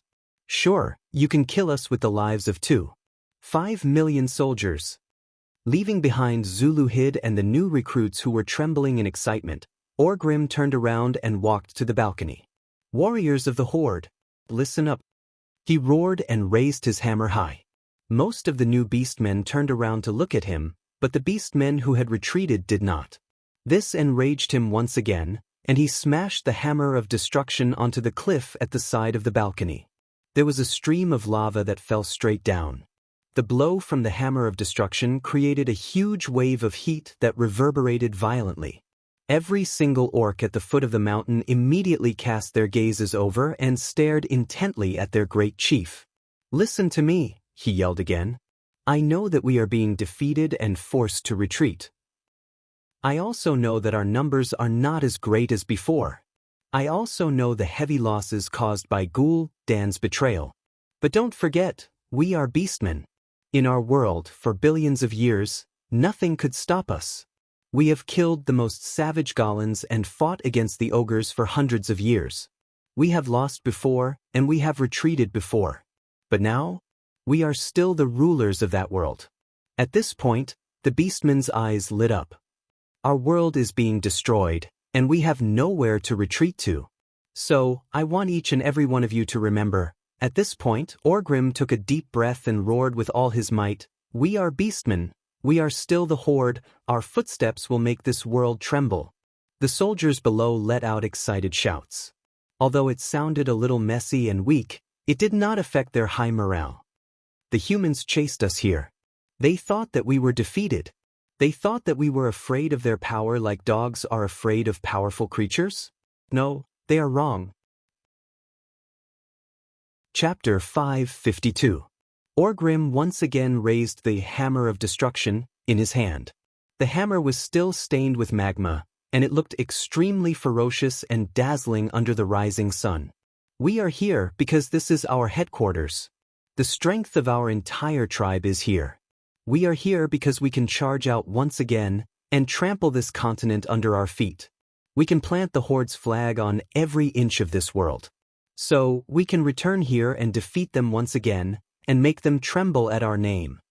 At this time, the cheers were loud enough to make the entire scorching canyon boil. Orgrim raised his arms, letting the fanatical cheers wash over him. He saw the Horde's warriors standing up and waving their brand new weapons with all their might. The great chief was pleased to see the fighting spirit of his soldiers being ignited once again. "We are the best hunters. We can wait for an opportunity, but we will not wait for death." He said to his soldiers, "We are beastmen. We are the Horde. We will deal a fatal blow to them. We will make them regret chasing us here. Once we crush their army, we will step on their corpses and rule their land once again." When Orgrim once again swung his hammer above his head, Zulud had already secretly waved his hand. The sound of a huge horn rang out. This deep horn sounded as if it came from the distant past and traveled through the long river of history. Every beastman felt as if their ancestors were staring at them passionately. At this moment, the cheers pierced through the clouds, causing the entire black rock mountain that Orgrim was standing on to tremble. Orgrim suddenly felt like crying. This was the Horde that stood at the top of the world with an unyielding heart. This was the Horde that he was willing to give up his life and even his soul for. Orgrim felt the hot wind brushing against his cheeks. He could no longer tell if it was the heat from the scorching canyon or the heat from the beastmen's cheers. No matter. These were the people that he loved so much. These were the beastman warriors that he knew. They would not cry because of failure. They would not kneel and beg for mercy because of a disadvantage. Even if they fell, they would only fall in the direction of their charge, and their hands would be stained with the blood of their enemies. When he came down from the balcony, Zulud came up to him and used honorifics, which was rare for someone as rude as him. "Great speech, great chief." Suddenly, a voice said, "I hope those little bastards who haven't even seen Gerald won't pee their pants when they see a dragon flying in the sky." The one who spoke was Kilrog Deadeye. As the chieftain of the Bloodring clan who had suffered a great loss after encountering the Red Dragon army in the war, he was obviously filled with resentment. Orgrim glanced at Kilrog and suddenly laughed. "Dragons aren't the only rulers of this world. I swear by the tribe's war flag that this battle has nothing to do with the dragons." Kilrog's single eye narrowed. Orgrim ignored Gilog and turned to Sabek, who had just retreated from the front lines. "Have the warriors of our clan get ready. I will lead my elite team in charge. The others will follow behind." He glanced at the huge hall on the balcony. Standing in the shadows was a large group of huge figures. They were waiting for orders. When Orgrim's gaze swept across them, everyone stood up straight and nodded. Orgrim nodded in response. These were his elite guards. There weren't many of them, only 300, but every member was a two-headed ogre who had experienced the baptism of the Storm Altar. Doomhammer was a noble orc. He used to hate ogres, but the ones in front of him were different. They were much smarter than others of their kind, and they were warriors and not warlocks. More importantly, they were only loyal to Orgrim and not out of recognition for the tribe. Orgrim knew that they admired his courage and strength. In reality, they saw him as a smaller ogre and promised to follow his orders. At the same time, he respected their strength and understood that if needed, each of them would die for him. Just like how he was willing to give up his life for the tribe. Now, the 250,000 orcs would use their lives as a bargaining chip to tie the tribe's victory to the balance of fate. There was only one thing left. Suddenly, an orc rushed over and whispered into Orgrim's ear, "We found Guile and transferred him to another slave master according to your instructions. But, is this appropriate?" Orgrim sighed. "According to the prophecy of the Lord in Nagrand, we must leave him with the humans. This is fate." Fate? What a mysterious word. Not far away, Kilrog Deadeye, who had a "I don't want to fight" expression on his face, seemed to have seen something through his eyes that could only briefly see the future. He suddenly picked up his white bone axe made from the fangs of ferocious beasts and stood beside Orgrim. Regardless of victory or defeat, the tribe should not be destroyed here. Orgrim smiled when he heard Kilrog's words. "Let's go." At this moment, on a small hill 3,000 meters away from the main battlefield, Anduin Lothar stood upright on the back of his horse like a sharp sword. He was the most trusted commander and the highest commander of the alliance. Anduin was not only surrounded by knights, but also an entire hand of silver waiting for his orders. Anduin's hand was on the hilt of his sword. His eyes were sunken from staying up all night, and his eyeballs kept moving. His gaze was as sharp as an eagle's as he patrolled the plains. The cheers of the orcs shook the earth. This made Anduin a little uneasy. Obviously, Great Chief Orgrim had boosted the morale of the entire tribe. On the other hand, Anduin felt like he was screwed. Terenas had gone crazy from wanting to take credit. He used the excuse that Rotterdam had sent the most troops to change the formation, and wanted the armies of the other 8 countries to form around the Rotterdam army. If the Rotterdam army was as elite as Mograin's, then Anduin could forget about it. But why did this have to happen? Terenas had forced all the private soldiers of the nobles to come up to 150,000 men. Instead, he let Gilnis and Alterac, who were more powerful, transport food. He even threatened to withdraw his troops at every turn. Alright, now the front and center were all Rotterdam. On the left was the well-equipped Dalajan army and the Highland cavalry from Torrential Fortress. On the right was the allied army of Bronzebeard, Wildhammer, and Gnomes. At the back were Kuel Salis and the Dalajan mages, as well as the rangers. Chapter 553. Anduin knew that as long as the horde was fierce enough, they would be able to break through the front line and the front line of the alliance. Then the alliance would be in trouble. Yes, the ones at the back of the central formation were the private soldiers from all over the Rotterdam kingdom. To put it nicely, they were private soldiers, but to put it bluntly, they were armed to the teeth, farmers. Not to mention other strong armies, even Duque's 30,000 private soldiers would be able to kill the 100,000 soldiers with a single charge. At this time, Anduin wished that he had the 100,000 elites of Stormwind in his hands. Unfortunately, Stormwind's war could not be sloppy. Although Duque made it clear that even his 30,000 private soldiers would be able to succeed, most of the Stormwind soldiers were still sent to Islwyn, including the Griffin Legion. It was not that Duque, Lang, or Anduin wanted it, but that Terenas was too enthusiastic. "We agreed to support you guys in the first place. Now, we feel bad if we don't send troops over to help. We're letting our allies down. You can't possibly not bring your own troops, right?" What he said made sense. Anduin would not know that Stormwind, which had less than 5,000 soldiers left in the original history, would definitely need the support of the Alliance to restore the country. In this life, there was no need at all. Because of Duke's appearance, not only did the elite soldiers that should have been lost survive, but because of the reclamation of the farmlands in Hillsbrad Hills, the number of Stormwind Kingdom soldiers increased as they fought. If it were not for the fact that they did not want to be militaristic, it would not be a problem to bring 300,000 soldiers out. Anyway, maintaining 100,000 soldiers under the direct command of the kingdom and 30,000 private soldiers under Duque was a very ideal force. Anyway, Terena's kindness this time was as unnecessary as your mother wanting you to wear down in autumn because she thought you were cold. It was hard to refuse. Just like that, most of the troops of Stormwind were brought back to Islwyn. Together with the People's Army in the Western Wilderness, it was definitely more than enough for the Western Front. However, Lothar did not have an army with enough soldiers. He only had a small army of 5,000 people. In a sense, Tyrrhena's had taken over Lothar's power. Looking into the distance, Anduin sighed deeply. Fortunately, we still have the trump card of the Crimson Dragon Legion. That was right.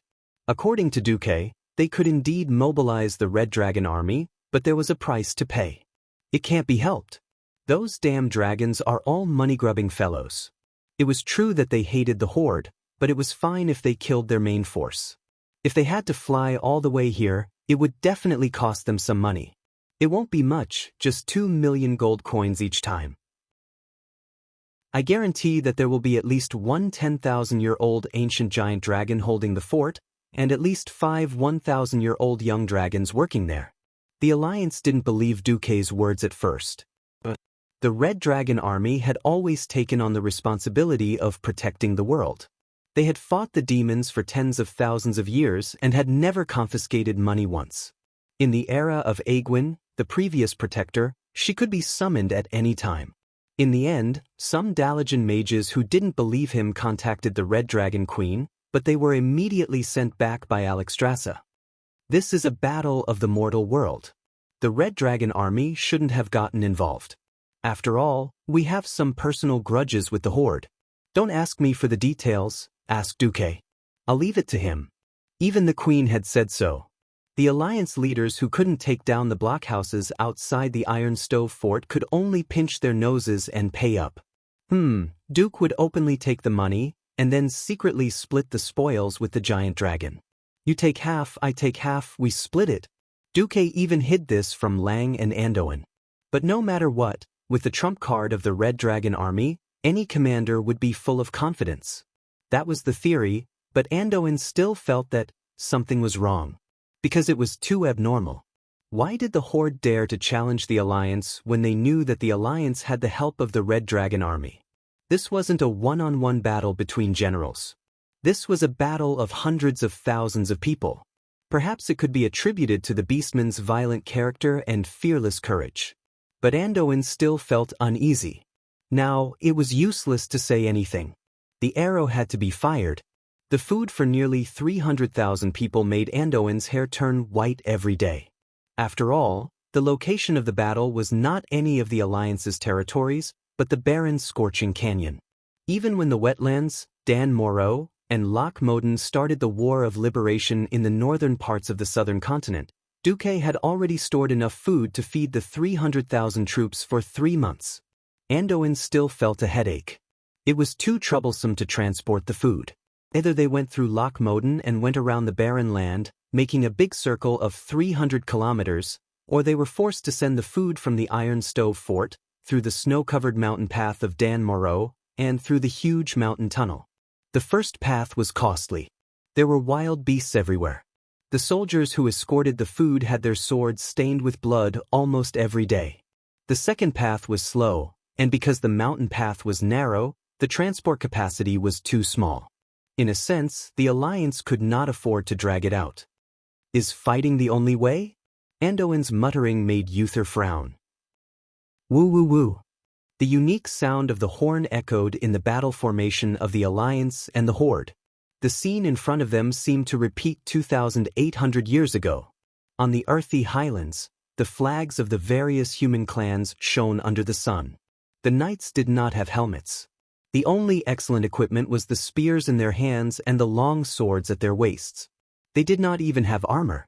That was because they were facing a troll that was taller than them on horseback even when they were standing. In the face of the power of the trolls, any human armor was a pale existence. But it was different from back then. Back then, there was a great man in front of them, shouting, "Warriors from the various clans, the strongest knights of mankind, are you afraid?" The knights of that time, with their spears, their swords, and their lives, gave the only answer. What about now? Anduin's vision began to extend to the distance. What did he see? He saw the crooked central army of the Rotterdam. He saw the soldiers of the Rotterdam who were chatting. He saw the noble knights of the Rotterdam who were dressed more beautifully than they would be in a masquerade. The corner of Anduin's eye twitched.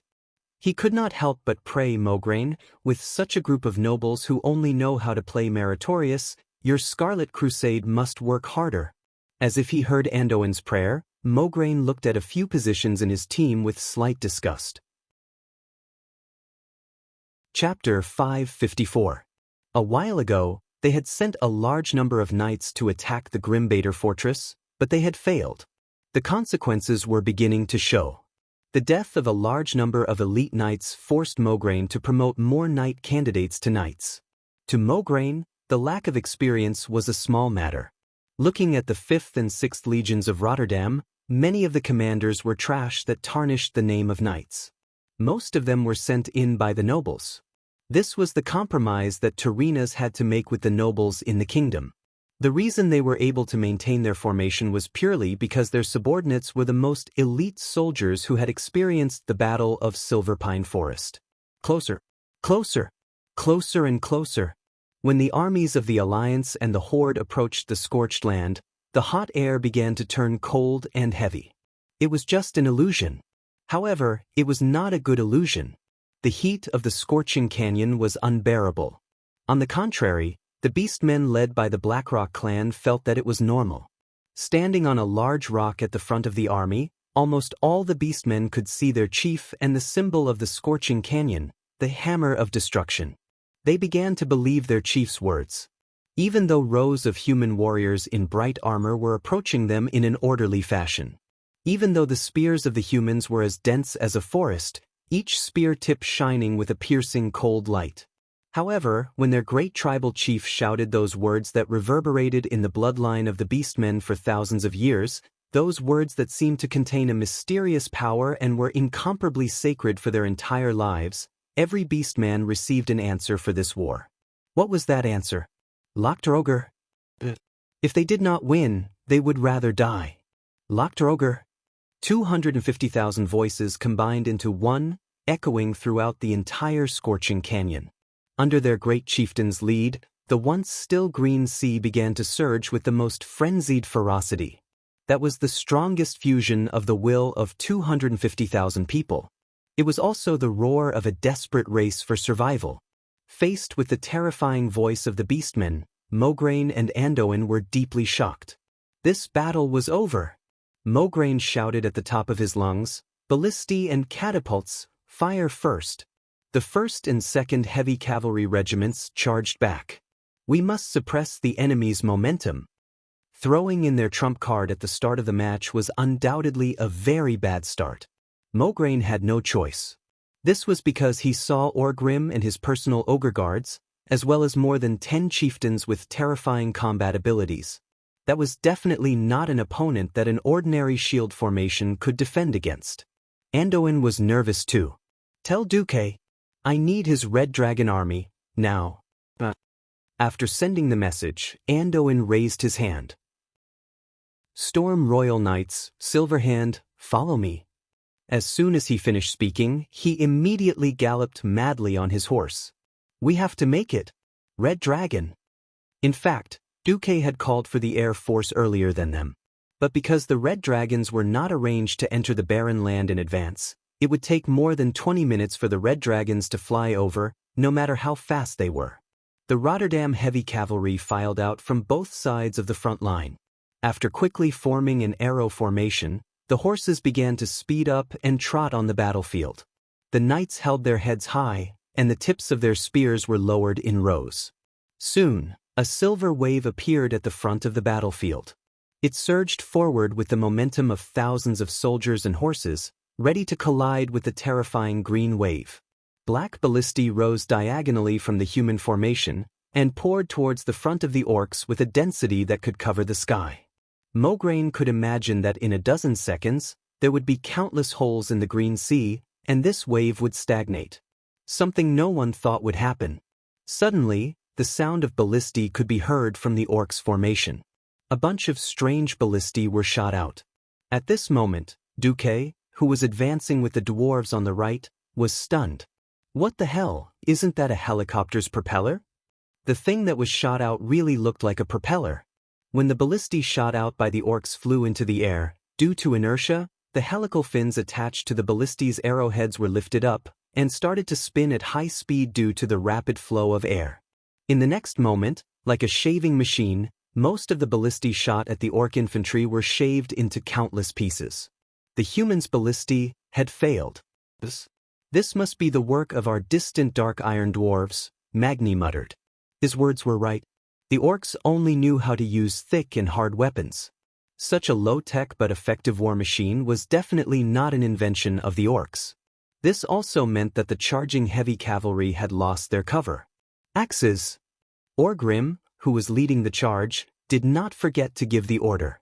The charging orcs began to remove the short axes tied to their waists. Those were throwing axes specially prepared for them by the dark iron dwarves. Even though each axe was as big as the axes humans used to chop trees, it could only be used for throwing against the tall and strong orcs. The axes were made of black iron, and they were rather crude.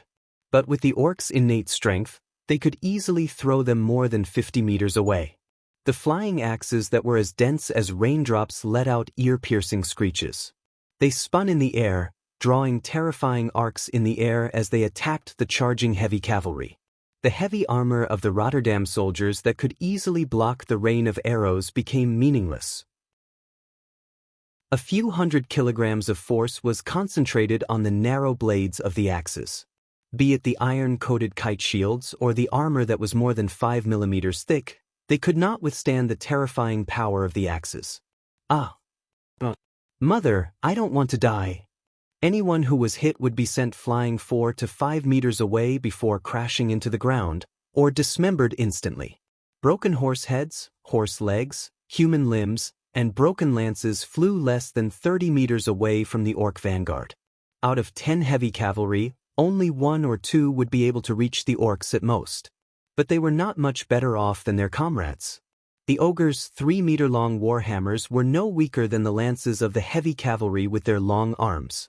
A faster and fiercer counterattack would usually arrive first.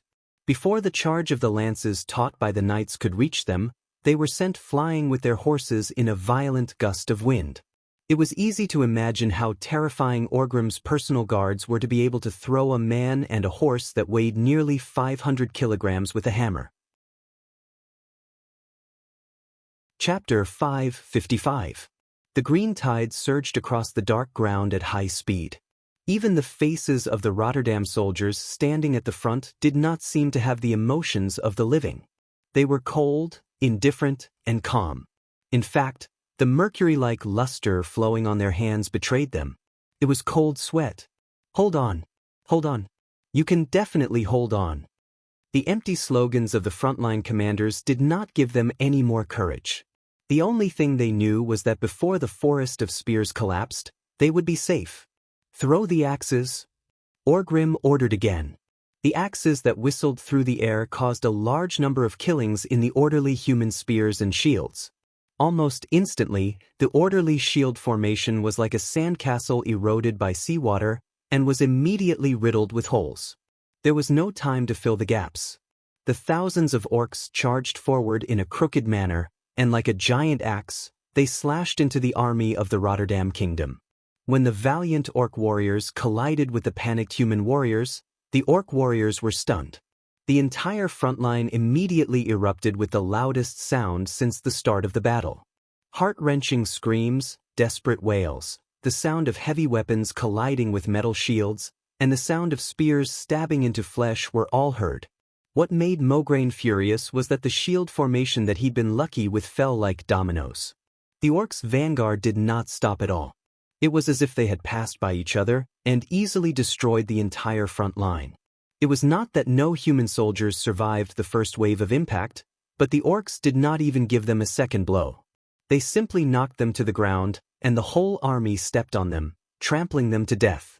The scene that seemed like a bowling ball quickly returned to normal. It was still the same green tide. All the silver in the front line lost its color in just a few minutes, and was devoured by the surging green. Mograine knew that he'd made a mistake. He should have stopped earlier and advanced slowly. He was not the only one.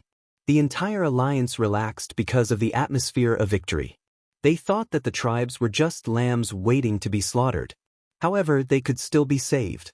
Losing 20,000 vanguard soldiers was not the end of the world. Call for a magic strike. At the same time, the FFF team will take the lead. We must first defeat the orcs' vanguard team. Mograin's order echoed in the magic communication network. No, Mograin. It was the ogre army that had been strengthened by the storm altar. The effect of the spell isn't good. In the communication network, Duque could not help but interrupt. Suddenly, Terina said, "Duque, shut up." During the meeting, we agreed that Mograin would be in charge of the Central and Vanguard armies. Obviously, Terina's was anxious as well. Idiot. He doesn't trust the mages in the magical domain, but trusts a commander who's a knight. Magni Bronzebeard spat harshly when he heard the message. Duque sighed. No, it's Terina's who wants to be Thoradin the Great. After Duque revealed the truth, Magni was silent for a few seconds before he suddenly said, "Duque, why don't we form an alliance in the southern continent?" Duque smiled. It doesn't have to be so complicated. However, I don't mind building a high-speed underground railway between Stormwind and Ironforge. In that case, none of us will be afraid of being besieged again. Good idea. He was a little annoyed by Duque's strange rejection, but the idea of building an underground railway made his eyes light up. If the Lordaeron alliance is really that bad, we dwarves can just form an alliance with Stormwind. After experiencing the siege of the orcs, Magni was enlightened. Dwarves and gnomes alone were not enough. Humans were a very necessary addition. Whether it was as an ally or as a trading partner. There were so many human kingdoms. Of course, they would choose the one that was most pleasing to the eye. For example, Stormwind, where Duque and Anduin were. The orcs were also in a triangular formation. Now that the front line of the alliance had collapsed, the two flanks had not joined up yet. At this time, countless rays of magical light rose from the rear of the alliance. This heavy rain of magical elements started from the center of the battlefield near the left side and swept towards the right side. In Mograin's imagination, even if the orc vanguard did not collapse immediately, there would be a huge gap in the battlefield. Even if the middle army could not immediately seize this opportunity to turn the tide, they could try to get the FFF flamethrower team into position. As long as they stood firm and pushed forward, it would not be too difficult to win this battle in one fell swoop. Unexpectedly, the vanguard formed by Orgrim was too terrifying. The magic that poured down did not cause too many casualties, especially the ogres. The weaker magic that landed on them would only cause the wind shields that seemed to be born with to sway a little. They would sway a little, and then continue to charge with their huge weapons or shields. Although the orcs' attack was chaotic, it was effective because they had completely suppressed the alliance in terms of momentum. Moreover, they were not afraid of death. Spit fire! Spit fire! Burn these green-skinned creatures to death. The lack of experience of the frontline commander was magnified at this moment. Mograin did not see that Orgrim's personal guards were so fierce, but he had already noticed that the vanguard was the Blackrock tribe's orcs. Hence, he ordered them to throw their spears. However, that bunch of ignorant and incompetent noble young masters gave the order to spit fire. Long tongues of fire flew tens of meters in the air, forming dazzling fire snakes. However, it was useless. The Blackrock tribe's orcs were born with high fire resistance. In the eyes of the Rotterdam people, these Blackrock orcs were the most terrifying flame demons. This was because these wild and violent orcs actually rushed over with their weapons blazing. They thought that they would struggle for a few meters before falling and dying like ordinary people. 10 meters passed. 20 meters passed. 30 meters, even when they screamed and pounced in front of the middle army, they were still not burned to death. All monsters. We can't win. We can't win against these fire orcs. A soldier abandoned his duty. More soldiers abandoned the spears in their hands. However, they were shocked to find that their commander had fled the battle line before them. The middle army of the alliance also began to collapse. Lexa waved his axes and fought together with his battle pets. Looking at the crumbling front of the alliance, he felt as if his beating heart was pumping out the blood of victory. This feeling was so overwhelming. He turned to look at Zuluhid, who was not far away, and easily saw the same emotion in his eyes. The orcs might really win. Chapter 556. As a mixed blood between an ogre and an orc, Rexer had never been liked by his own kind. Ever since he joined this expedition across worlds, everything had changed. At the very least, he was respected by Great Chief Orgrim. In human terms, it would be a warrior dying for his bosom friend. For Orgrim, he would not hesitate to block Duke's ultimate attack at grim battle. So what if he was heavily injured? So what if he was covered in wounds? If he was fighting for the future of the tribe, then it was all worth it. Now that he finally saw the light of victory, Rexer was excited. When he killed the row of humans in front of him with an extremely fast whirlwind axe, he suddenly realized that they had already killed through the front of the central formation. Within a radius of 100 meters, there was not a single human standing. Was victory really coming? Suddenly, every orc heard a distant roar that seemed to come from ancient times. It was the sound of dragons. They were once the mounts of the orcs, but they broke free and became the nightmare of the entire tribe. The new members of the tribe showed confused expressions, and the faces of the veterans who had retreated from the front lines darkened. They still remembered how these ancient ferocious beasts, who were once on their side, had easily turned the army of 100,000 in front of grim battle fortress into ashes. How they had destroyed the fortresses that the humans had sacrificed so much in Dan Maluo's territory, but could not advance even an inch. They were like toys. The orcs' roars suddenly died down. In contrast, the humans immediately erupted in the most enthusiastic cheers since the start of the war. Ha! The dragons are here, ugly green-skinned, you can all wait for death. Repent in the flames of hell, green monsters. The Red Dragon army is of the Alliance. As long as the Red Dragons are here, you will never occupy our land. It seemed that every terrestrial race wanted to break free from the shackles of gravity, fly into the sky, and soar into the sky. This was an innate instinct and desire. Duque still remembered that in the World War II movies he watched before he transmigrated, almost every soldier would give the most enthusiastic cheers to the planes that swooped down from the sky. The excitement of watching one's patron saint descend from the sky would never get tired of it no matter how many times it happened. Not to mention, it was a giant dragon that humans had revered for countless years since the birth of Azeroth.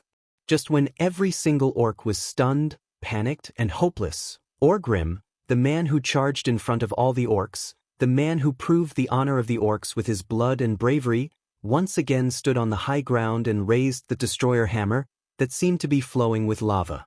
The chief's rough roar echoed in all directions. Ignorant humans, do you think that dragons are the only rulers of this world? Haha. What a joke. Despicable lizard, you're going to pay the price for your arrogance. Orgrim shouted twice. The first time was in the orc language, and the second time was in the human language. Following Orgrim's words, the human commanders felt gloomy for the first time. Did Orgrim still have something up his sleeves? It wasn't just Lothar, Mograine, Tarinas, and the others, even Duque, who was a transmigrator, was stunned. He frantically searched through his memories of this battle. Damn, according to history, the orcs would definitely fall in the Battle of Black Rock Mountain. Other than Orgrim killing Lothar, the orcs didn't even have a chance to retaliate. What the hell happened? Is it because of the 21% mismatch? It was as if he was replying to Duque, who was a transmigrator who randomly changed the plot. Orgrim slammed his hammer onto the ground of the scorching canyon. Bam! In the next second, the hundreds of thousands of people fighting in the scorching canyon felt the ground shake. It wasn't caused by the heavy cavalry charging, nor was it caused by Orgrim's hammer. It was a vibration that came from the inside out, and the entire scorching canyon shook. Other than the dwarves who had a lower center of gravity, almost all the soldiers, be it humans or orcs, fell to the ground. Lothar, who had just started to rush forward from the rear, was hit at the same time by the Storm Kingdom's knights and the Silver Hand Knights. They were galloping at high speed. Except for the members of the Silver Hand Knights who had outstanding horsemanship, many of the Storm Knights fell to the ground together with their horses. Many horses broke their legs, and many knights broke their arms, legs, and even their necks before they even joined the battle. Everywhere was a scene of chaos and chaos. Taking advantage of the collapse of the human army, Orgrim took the opportunity to kill his way into the human army that was in disarray. But at this time, other than the soldiers who were fighting, almost no one cared about the battle in the Scorching Canyon. Compared to the existences of the mortal world, the existences that transcended the mortal world were more terrifying. The Scorching Canyon was a lava canyon that stretched from the southwest to the northeast on the map. The battlefield was a small plain near Blackrock Tower in the southeast. Between this nameless plain and Charcoal Valley in the west, there was a huge rift that looked like it had been cut by a knife from above. The bottom of the rift was filled with churning lava. Now, a terrifying roar came from the lava river at the bottom of the rift. Everyone couldn't help but look at the rift. As the ground shook violently, chunks the size of carriages fell from the edge of the rift valley, producing thunderous sounds of heavy objects falling to the ground. The lava river at the bottom of the rift began to gush upward. Roar! As if it was an illusion, the dwarves on the right felt as if they could hear the faint roar of some ancient behemoth coming from the magma. Did you hear that? There seems to be the sound of a monster in the rift. You heard it too? The dwarves were discussing. What is that? Sasha tugged at the sleeve of Duque's wizard robe, her face showing a complicated expression of excitement and nervousness. Duque, can you guess what it is? Aurelia was the first to notice the constipated expression on Duque's face. Damn, I'd rather not guess it myself. Duque felt bitter. Once again. This time, no one doubted it. And it was getting closer. The roar was getting closer and closer. Everyone knew that the source of the roar was quickly approaching the surface from under the lava. At this moment, almost everyone stopped fighting. Be it the human soldiers who were raising their shields or the orc warriors who were about to swing their axes, they all turned around in shock. They looked up and saw a terrifying stream of lava shooting up from the bottom of the rift towards the Red Dragon team. Chapter 557. Dodge. The leading ancient red dragon warned his companions in draconic language the moment the lava spewed out. The 7 red dragons flapped their wings and did a beautiful somersault in the air. They weren't hit, but they were in a sorry state. Red dragons love to play with fire, and so did their opponents. The red dragons shouldn't have been at a disadvantage. However, the ancient red dragon's face, which was full of expressions, was filled with solemnity. He got the team to spread out as much as possible and hovered in the air, quietly observing the mysterious creature that was about to erupt from the lava. On the other side of the battlefield, it was already a little difficult to continue fighting. Due to the appearance of that mysterious monster, the originally incomparably dark land also suddenly flashed between heaven and earth, turning into a vast expanse of white. In that second, everyone seemed to see the sun. It wasn't a sun that fell from the sky, but a sun that rose from the ground. The huge crack in the Scorching Canyon seemed to have been specially opened for it, and a ball of dazzling yellow radiance gushed out from below. Of course, there was also the unbearable heat at the same time. F***CK, the Red Dragon army has traded with the opponent. Duque couldn't help but mutter to himself when he saw this. He suddenly wanted to say something in the magical communication circuit, but he was shocked to find that the entire circuit had collapsed due to the intense elemental disturbance. Duque realized something. He gestured for Magni to get down at the first instant, and then he pounced on the 3 Windrunner sisters beside him. 4 was in the Elven Forest, so after taking care of Aurelia and Winrisa, he pounced on Sylvanas as well. Queen Sylvie was a little annoyed when the back of her head touched the scorching ground, but when she saw that even Magni was yelling, "Get down," in the Dwarven language, she also realized that something was wrong. Time seemed to have stopped. The object in the middle of the canyon crack released a terrifying heat wave. No, it wasn't a heat wave anymore. It was a pure explosion. The huge shockwave from the explosion easily expelled the air around the crack. The shockwave was faster than sound, but it didn't make a sound when it exploded. However, be it the commanders who opened their mouths to shout at their subordinates or the soldiers who were fighting on the front lines, they were all horrified to find that the sound had disappeared. After a full 3 to 4 seconds, a terrifying and shrill explosion suddenly burst forth, as if the entire world had exploded. The huge shockwave started from the right wing closest to the crack and swept across the entire battlefield. Everything that was over a meter tall suffered. First, the orcs, who thought they had the upper hand, were immediately blown away by the shockwave mixed with high-temperature lava. They were thrown high into the air, and before they could even struggle in the air, they were turned into piles of charcoal. The fiercest shockwave basically happened on the right wing of the Alliance. When it reached the center, a large amount of fire elements had already risen diagonally, so the shockwave was reduced to a pure shockwave. Even so, be it the giant ogres that were 4 meters tall or the knights on the heavy warhorses, as long as they still had the courage to stand, they would be lifted by the strong wind and thrown to the left. The lighter ones would be several meters away, and the worse ones would glide for a dozen meters in midair before they fell on the scorching black soil of the scorching canyon again. The ground was filled with smoke and dust. At the center of the right wing, the female elf's laughter rang out. Xianxia laughed. "Duque, why didn't you use ice barrier this time?" At this moment, Duque suddenly realized that he was a little distracted when he pounced. While the posture was a little awkward, it was full of benefits. He looked up from between Aurelia's Mount Hygel without the slightest bit of embarrassment. Only then did he realize that the right half of his body was on Aurelia, and the left half of his body was on top of Xianxia. His left hand was behind Xianxia's waist. Then, when he used his right hand to pull Sylvanas down, his right hand was actually grabbing onto her right breastplate. It was separated by the cold breastplate, but that action was a little unsightly. Facing Queen Sylvanas' angry gaze, Duque decisively retracted his right hand, looking like he was a gentleman. Pressing the ground with his right hand, he pulled Xianxia up with his left hand and then Aurelia. Duque said softly, "It's not the final moment yet." Then he looked at the enormous creature rising from the crack in the scorching canyon. Not just him, everyone who had come back to their senses looked at the center of the canyon in a daze. Duque couldn't care about anything else anymore. He directly used a sound amplification spell and shouted, "Everyone, retreat to the center if you don't want to die." Duque was very cunning. He used the system's translation function to shout in the Dwarven language. Then, without saying anything more, he directly led his own people to the center of the canyon. A magnificent scene appeared. Under Duque's lead, 40,000 dwarves began to run in gear.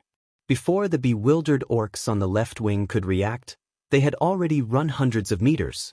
Behind them, the surging lava seemed to be alive. It kept rolling upwards, but gradually, it turned into an inverted triangle with only the upper body of a flame giant. On the battlefield at the center, the survivors looked up in horror at the terrifying fire elemental creature that was growing larger and larger. Just the shoulder width alone was almost 50 meters. In the mage's way of addressing simple elements, they would call them fire elementals or ice elementals.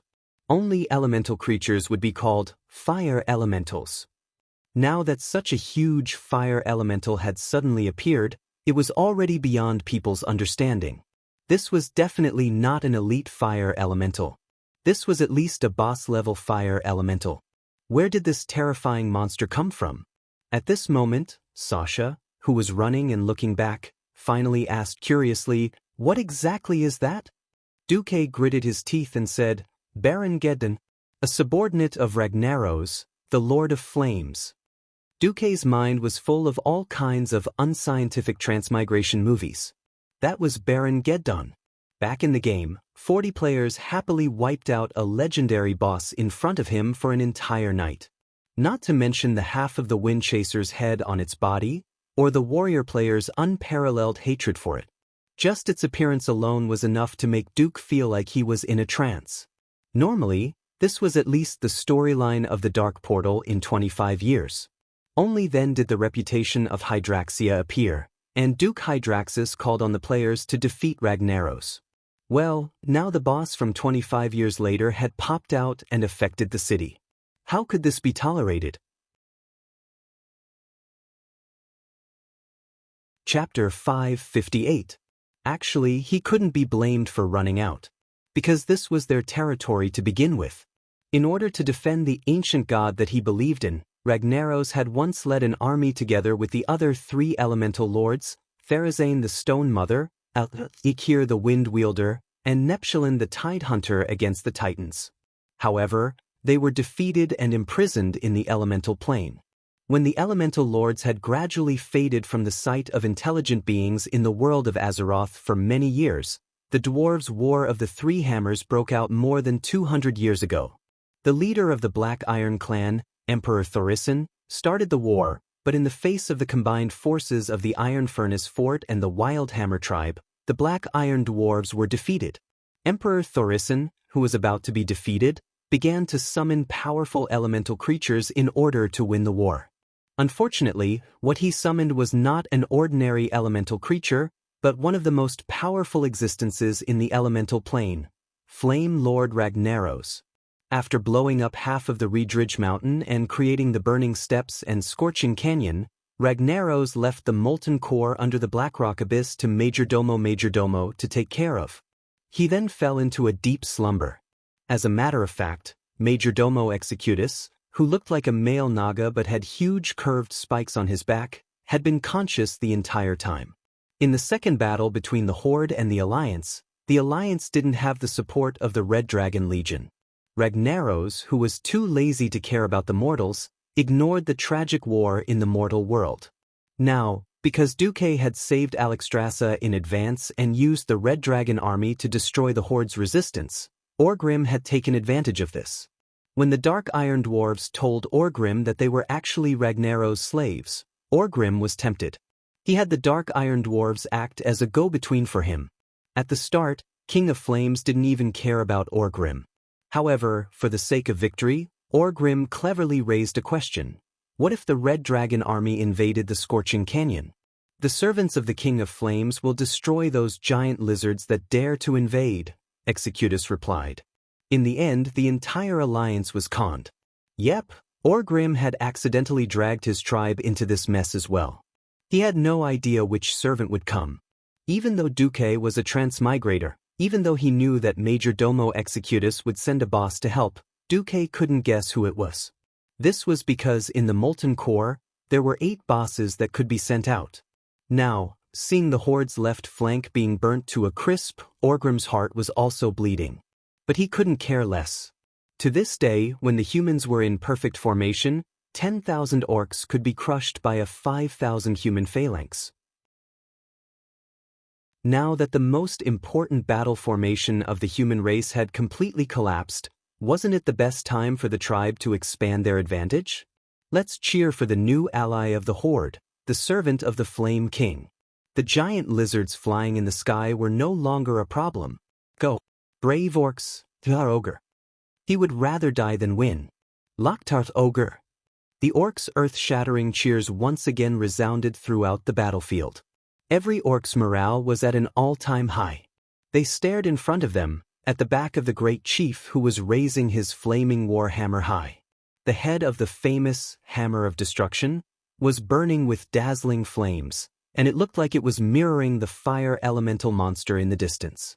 In the light of the fire, Orgrim's broad back looked like he was wearing a flaming cape, and on his head was a flaming crown. That blazing battle intent infected every beastman. Ancestors above. Our great chief can even control such a terrifying fire elemental. What enemy can we not defeat? For the Horde, charge.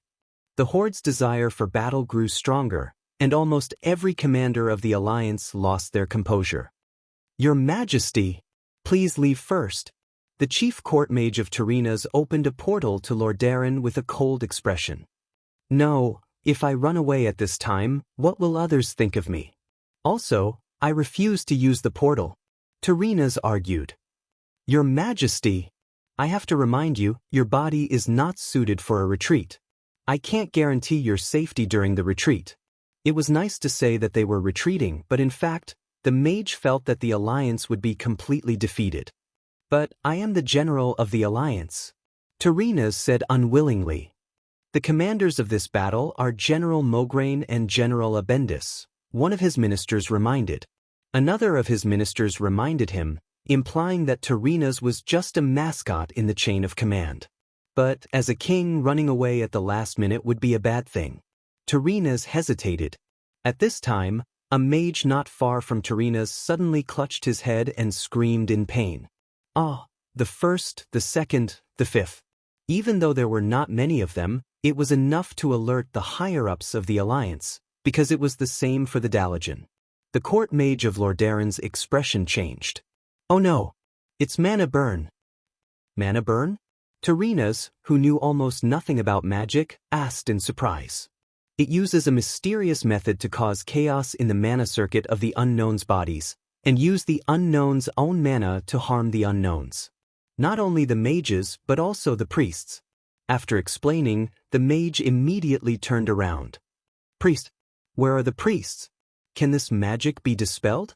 Seems like it can. The priest had already started casting. The result shocked Tarina's and the mage. This mana burn spell was quite advanced. The priest's dispel was effective, but it had to be a high-level priest's dispel. However, because almost all the bishops in the area had been sacrificed in the previous attack, most of the bishops had died.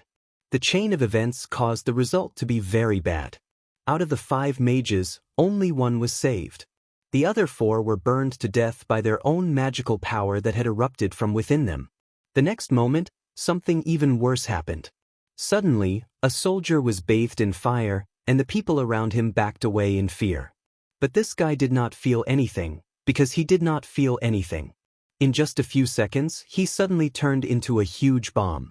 At the same time that it blew itself up, it also caused a terrifying second explosion damage to everyone within 100 meters. Duque could tell at a glance that this was Baron Geddon's other ultimate skill, Living Bomb. Chapter 559. Baron Geddon's attack. No, it shouldn't even be called an attack. Whether it was mana burn or living bomb, this was not a deliberate attack by this fire elemental boss. It was purely a random attack caused by the high concentration of fire elemental energy on its body, which caused the surrounding elements to surge. To put it bluntly, these guys were hit even though they were just lying down. Of course, only those with magic circuits would be hit by mana burn. Living bomb, on the other hand, did not differentiate between friend and foe. Not only the Alliance, but also the Horde. Unfortunately, the humans were more rational, and the more simple-minded orcs thought that this was all a human's magic. The evil humans had really become the scapegoats this time. So when the human army fell into further chaos and collapse, the orc warriors continued to shout, Loktar, Ogre, and launched a desperate charge. As Duque rode on horseback, he tried to communicate with Alexstrasza using magic.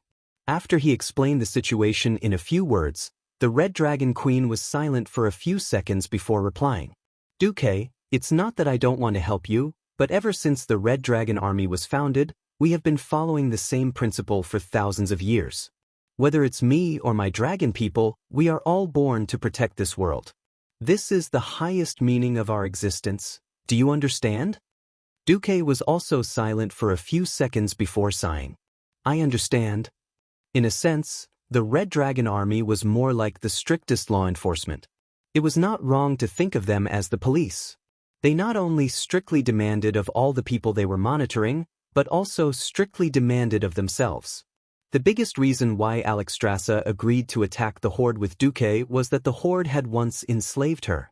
Before Duque traveled to this world, this would have been called assaulting a police officer. Although Ragnaros once fought against us under the command of the evil ancient god, a few of us dragons have discussed that elemental creatures are also a part of this world. If they show signs of destroying the world, we will not attack them. So, sorry. Then can you communicate with them and ask you and Ragnaros' men not to attack? Yes. Give me some time. I don't think they want to fight me. After ending the magic transmission, Duque suddenly understood something. Although people often say that changing the past can change the future, in fact, a little change will not bring about change in the future. History should also have its own ability to repair itself. Even if someone returned to the past and successfully saved 1 or 2 people, history would not easily change. Because so what if he saved some people? If it was just a beggar with no sense of existence, then as long as the decisive outcome of history did not change, history would continue to evolve. The situation Duque was in now was similar. The Red Dragon Army was added to the alliance in this world. Then, the power of fate in this world cleverly allowed a faction that had existed for a long time to suddenly appear and slap Duque, a transmigrator, in the face. Fine a slap it is. To Duque, this kind of slap didn't hurt him at all. Maybe he could just endure it. But what is the purpose of living in this world? Isn't it to live a wonderful life, and not to waste this life? As he urged his horse to move with the dwarven army, Duque looked at Aurelia on his left who was riding a chocobo, and then at Sasha on his right who was looking back at him tenderly, and then at Cervanus who was further away from Sasha. Duque's heart suddenly ached. Because Duque suddenly remembered that if he could not truly change his fate, in a few years, Aurelia would join the Outland expedition and die in the Outland. And in the Third War at the Dark Portal, Cervanus would also die at the hands of Arthas who led the Scourge army. Regardless of the relationship between Cervanus and himself, just the fact that her becoming the Forgotten Queen would make Aurelia and Sasha sad, Duque felt that he had the obligation to stop this from happening. This was definitely not an easy thing to do. Because Cervanus' death and then leading the Forgotten was definitely one of the most important events in the history of Azeroth. If the power of historical correction he hypothesized really existed, then he must have a way to break it. The simplest proof was that after the end of the First War at the Dark Portal marked by the fall of Stormwind City, the similarity of the world of Azeroth in the system notification dropped from 80% to 79%. If that was the case, then there was no mistake. There must be a decisive moment, and if this moment was changed, then it would completely change the fate of the future. Duque thought about it and decided to name it Singularity. These singularities of fate were generally consistent with the history of Azeroth that he was familiar with, but if there was anything different between them and the history of Azeroth, it was that these singularities were the most important turning points in the history of Azeroth. If Arthas had not pulled out Frostmourne, that's who was at the end of his rope, had not been forced to rebel by that stupid human Grand Marshal, these were the ultimate choice points that determined the history of Azeroth in the future. If these things failed or did not happen, it might be equivalent to the collapse of the entire history of Azeroth. These singularities were exactly like that. Duque suddenly said, "Aurelia, Sasha, I will make you happy." Duque's brainless words made Aurelia, who always looked at the big picture, blush. She rolled her eyes at him fiercely. "Bastard, what nonsense are you talking about in the middle of a war?" Sasha lowered her head sweetly and snorted. "Yes." Cervanus, who was beside her, face-bombed. "You little rascal, look at the situation. If you do this again, even if you are my brother-in-law, I will still teach you a lesson." Hina, Aurelia was anxious. "Second sister," Sasha said coquettishly. Duque smiled and thought to himself, "All right, goddess of fate, you win this time. But as for what I have set my mind on, I will not compromise even if I declare war on you." While Duque was thinking of a way to save the situation of the Alliance continued to slide towards the abyss of destruction. The right wing of the Alliance was in the best situation because of the orcs. Anduin looked through the binoculars. At least he saw a relatively complete organization, and the flag of the Iron Furnace Fort was not messed up. The left wing was not much better. In a sense, the Dalajan infantry was not very reliable. They signed an employment contract with the Dalajan and were completely mercenaries. Chapter 560. At the end of the day, the Dalajan infantrymen were just like cannon fodder in front of the Dalajan mages. When the battle was normal, they could still exert more power than usual. But now, the left wing was starting to collapse. This was not a situation that could be salvaged by Salas's Highland Knights. The middle lane was the worst. Apart from Mograine and Abendis's Scarlet Cross who were still resisting, the rest of the Rotterdam nobles had been killed by the orcs. The heavily armed farmers started to abandon their armor, hating the fact that their parents didn't give them an extra pair of legs. They were running for their lives. There was no longer a supervising team, because even the Rotterdam's supervising team was scared away by the sudden appearance of the fire elemental. What was worse was that although Tarina's flag was still there, Anduin could not find King Tarina's after looking around for 2 full rounds. In order to look cool, he wore golden armor and always rode a purebred Lordaeron horse that was pure white without a single strand of hair, and its back was almost as tall as a human. But now, he was nowhere to be seen. If King Tarina's rear was attacked, and he died, it would definitely cause a commotion.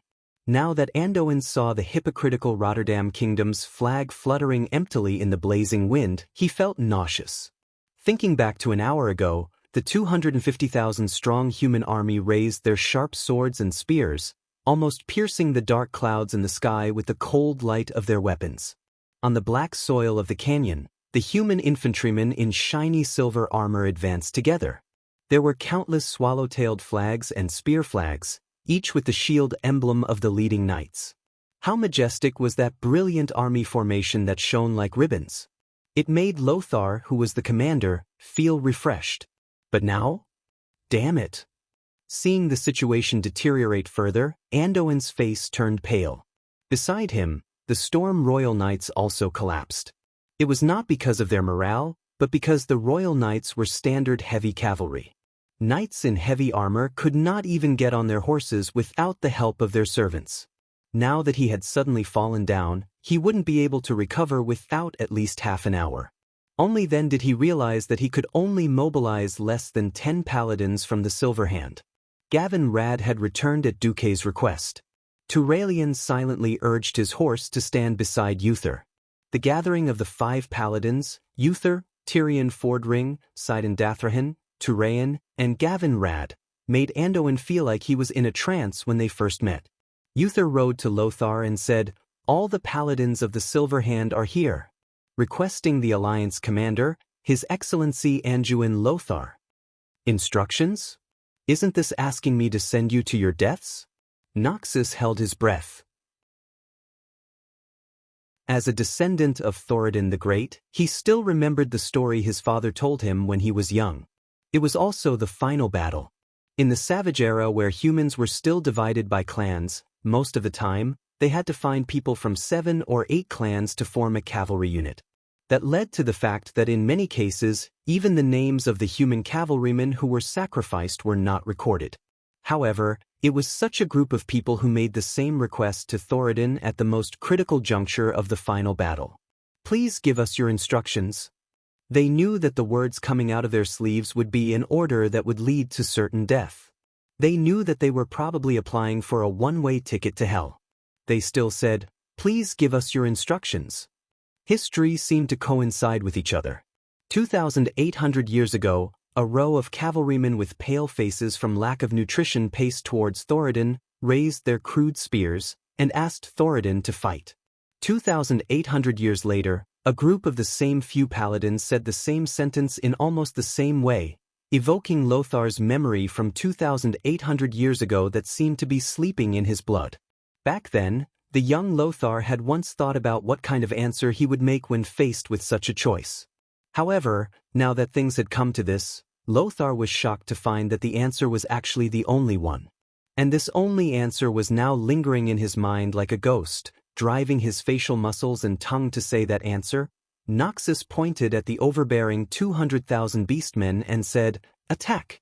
For the future of mankind." For the future of mankind. Uther and the other 9 holy knights bowed slightly at the same time. Following which, with a loud shout from Uther, a dazzling golden light surrounded him and his weapon. "In the name of the holy light, this is the holy light. We will not tolerate the existence of such barbaric beings." The 10 paladins held their heads high and puffed out their chests. They did not use their spears. For paladins, spears were a burden. They only raised their warhammers high. The paladins' unique platinum warhorses began to speed up and trot on the battlefield. As if noticing their small team, 2 paladins who were fighting fiercely joined their team. Lothar was a little confused and smiled bitterly. On the battlefield, there was no longer an organized team of archers or spear throwers to cover them. There were also no ballistae, let alone mages. Almost all the mages were scared out of their wits by the terrifying magic that could burn magic. The Dalajan mages were running away from the terrifying fire elemental monster at high speed.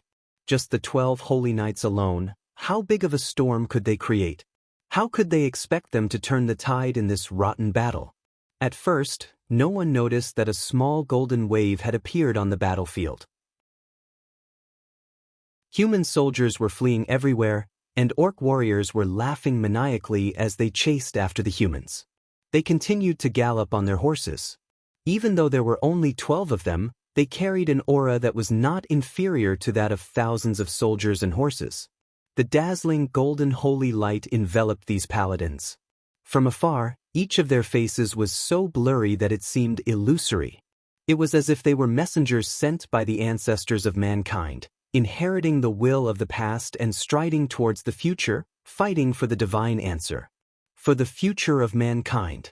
At this moment, Duque gazed from the right wing to the center of the formation. The entire formation seemed to have become a green ocean. Above the ocean, the tribe's unique crude ivory flags and bone flags floated. Occasionally, the reflection of human weapons flashed. Mograine's army was still struggling, but it was only a matter of time before they were completely wiped out. At this moment, Duque caught a glimpse of Uther's bright gold. The corner of Duque's mouth curved upwards. This is the Uther that I know. This is the Azeroth that I know. This is the hero of Azeroth.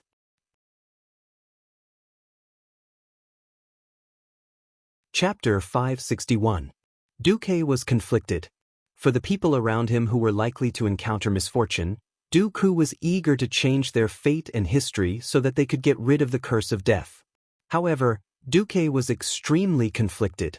There were too many changes in history, and it was very likely that he would not be able to encounter those legendary moments in history that shocked him. Just like this moment, the famous charge of Uther's 12 paladins. After witnessing Uther's act of courage, Duque felt as if he had really transmigrated and joined this epic battle. Oh no, there's not enough space. Lothar, who was still at the back, suddenly discovered the problem. Orgrim discovered Uther's suicidal charge at the first moment. He actually managed to gather his guards before Uther's 12 paladins arrived. At this moment, there were 3 chieftain rank fellows and close to 300 elite twin-headed ogre guards huddled together. With such a strong lineup, there was not even a place to stand. If Uther just rushed over like that, he would be courting death. No matter how strong his horse was, it would not be able to knock away the 2-headed ogre that weighed nearly a ton. Who can cover for Uther? As if hearing Anduin scream in his heart, a miracle happened. On the right flank of the alliance, there was a sudden burst of new light. Duke Marcus? Countless alliance commanders exclaimed. It was not surprising that they were shocked. Because of the appearance of Baron Geddon, almost all the mages and priests of the alliance began to retreat. Mana burn, with an area of effect that had a range of unknown kilometers, was definitely a nightmare for low-ranked spellcasters. The few mages from the various countries retreated. The Dalajan mages also retreated. Even Antonidas retreated. Even if there was news that the high-ranking priests Dispel could counteract this mysterious attack that mortals had never seen before, the mages who had always been cautious would not dare to risk their lives in a battle like this. Duque dared. This was because he had a clear understanding of Baron Geddon, but more than that, it was courage. It was not inferior to the weapons of the 12 paladins who launched the charge of death. At this moment, the 5 first-generation holy knights all turned to look at Duque. Even though they were hundreds of meters apart, they could still clearly feel Duque's will. Go. I'll clear a path for you. Haha. Uther let out a rare laugh. The 5 first-generation holy knights laughed. The 12 holy knights all laughed. This was a maniacal laughter that came from facing the gates of hell under the gaze of the Grim Reaper. This was because he had suddenly found a confidant in the midst of despair and terror, and he was laughing happily. Who said that mages are cowards? Sion Dathrahan laughed as he spurred his horse forward. We at least have Duke Marcus. Tyrion Fordring gently bumped his hammer against Turalian's. Ha! As long as I survive, I'll smash my hammer into the face of whoever dares to say such things in the future. Gavin Rad cackled. At this moment, even though they were hundreds of meters apart, they could still feel that Duque was standing behind them. Duque abandoned his horse and stood on the roof of a modified steam tank.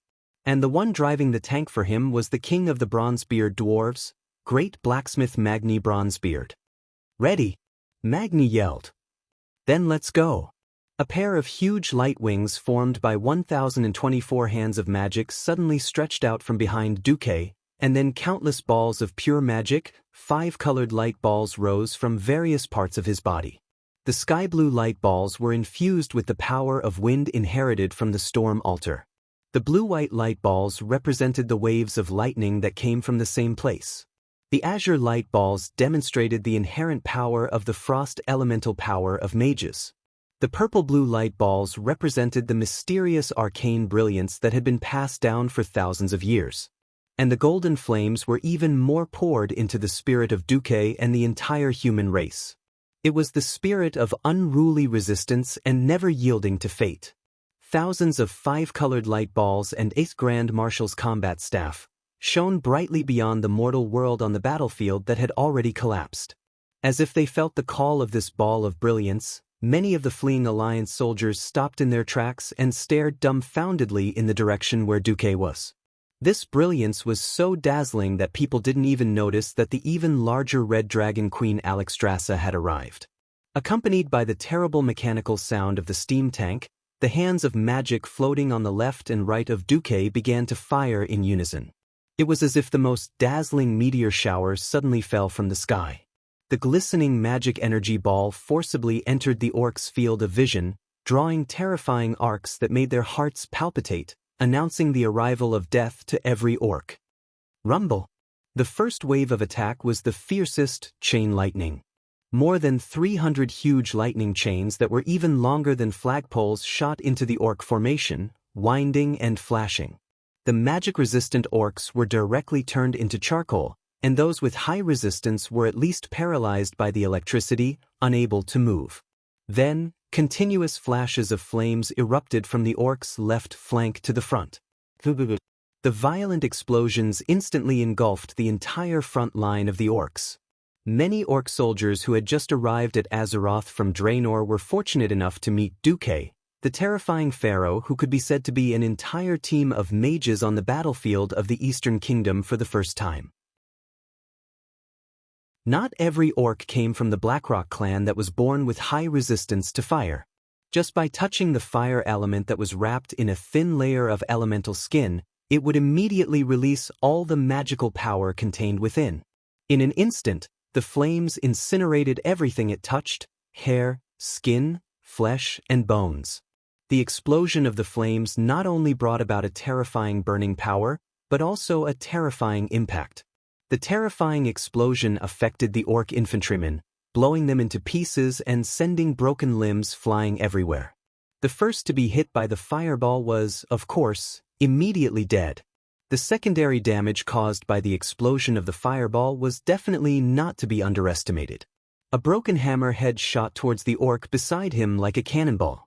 The orc's left pauldron, which was forged by the dark iron dwarves, was first deformed by the force of the blow. Then, every bone in his entire arm was smashed horizontally by the huge impact. The terrifying impact that had yet to completely dissipate sent the head of the hammer and the unlucky person it hit flying horizontally. The orc's left breastplate instantly caved in during this process, directly turning the ribs, left lung, and even the heart that should have been well protected into a pile of minced meat. Chapter 562. With each fireball, at least 5 beastmen were blasted into the sky. When they landed, most of them had already turned into corpses that were gradually cooling down. Almost in an instant, the entire orc vanguard was completely plowed by Duque. At least 1,000 people were killed. But the more serious blow was the morale. The orcs' momentum of charging forward was like a pitiful worm sent to the gallows at this moment. Their limbs were still twitching and struggling, but their throats were tightly gripped. The incessant shouts of Laktar, ogre, came to an abrupt halt at this moment. What replaced it was continuous screams. The third wave was the mysterious arcane missiles. It was completely different from the ordinary arcane missiles. No one expected that a small arcane missile could cause such a terrifying effect as if it was hit directly by a human cannon. Many of the beastmen let out a blood-curdling screech. Then, their bodies turned into a rain of blood and scattered all over the ground. This scene not only shocked the orcs, but also the Windrunner sisters, Magni, and the rest beside Duque. Duque did not answer. He silently looked at the line in the system notification. You activated the top-tier metamagic ability, Arcane Energy Storm. After activation, your spell damage will increase by 100% and mana consumption will increase by 50%. Lasts for 30 seconds? Yes, the power doubled, but the consumption also increased by half. With such a terrifying consumption, it was not something that a morning star like Duque could sustain. Under the gaze of countless pairs of eyes, Duque's hands were full of mana crystals that kept falling on the upper armor of the steam tank. These mana crystals, which were priceless in the eyes of others and filled with mana, were sucked dry just by pouring them out of the portal bag and passing by Duque's hands. Ding ding dang dang. The crystals that had lost their magical radiance were as cheap as metal shells ejected after a machine gun was fired. Other mages fought with magic power, but Duque fought with money. And the speed at which he burned money was no different from lighting a warehouse full of notes. However, in the next second, Duque's mana outpouring suddenly stopped. Not good. More than one commander on the battlefield cried out. Mana burn. This horrifying debuff spell that caused countless mages to turn pale had finally landed on Duque. The purplish-blue arcane light that had been swirling around Duque's body was forcibly chased away. Duque's hair, fur, and even his robe began to burn. This wasn't the kind of harmless burning caused by the fire elemental entanglement. This was a real burning on the body. Duque, the three Windrunner sisters, who had been guarding Duque on top of the tank, cried out in shock. I'm fine. Without screaming, Duque grunted and decisively activated Ice Barrier. The surging frost elements in his body quickly drove away Baron Geddon's Living Bomb spell. After another second, Duque cancelled the Ice Barrier and continued to pour magic on the horde. However, 3 seconds later, Duque was hit again. No, ding! Duque activated Rapid Cooldown in one breath, forcibly calming his frost magic circuit so that he could activate Ice Barrier again in a short period of time and block the Living Bomb. The magic attack that had stopped for a while was activated again. Duque had used his own strength to open up a path of survival for Uther's charge. Duque, enough. You've done your best. Aurelia was not an ignorant woman. As a high elf, she clearly knew that even with rapid cooldown, the life-saving Ice Barrier could only be used twice in a short period of time. Duque, Sasha was so anxious that she was about to cry. Servanas looked at Duque with a complicated expression. She wanted to say something, but in the end, she remained silent. The more time she spent with Duque, the more she understood why her sisters were so infatuated with this ordinary-looking human mage. No, it's not enough. The Horde's formation hasn't been activated yet. I still have a way that doesn't require me to die. Soon, everyone knew what Duque's method was. Duque was actually using his magic circuit in turns, and not just normally, but almost destructively. The essence of mana ignition was to ignite the mana in the magic circuit. The more mana there was, the more damage there would be. From another perspective, if there was no mana, there would be no damage. Duque was fighting with his life on the line. He focused all his mana into a certain magic circuit for a short period of time and continued to attack with the opposite magic. When he used mana ignition, he would use up all the mana in that magic circuit in the shortest amount of time possible. When the effect of mana ignition was over, even if that magic circuit was slightly damaged due to self-combustion, he could immediately use another magic circuit to continue attacking. Thunder. It was broken and Gale was used. After Gale was Frost, then Flame, and finally Fire. In total, Duque had been hit by mana ignition 7 times, and he had actually survived all of them. Everyone who witnessed this unknowingly had tears in their eyes. He had been hit by mana ignition 7 times without a high-ranking priest by his side, who didn't know that a mage's mana was much stronger than their life force. This was no different from Duque stepping into the gates of hell 7 times, and then retracting his feet with all his might. Was this without a price? On the contrary, this was an extremely high price that no mage in the world was willing to pay. For a long time to come, even if Duque used that apprentice-level spell again, the mana in his body would collapse, and he would die on the spot. Enough. Enough. Leave the rest to us.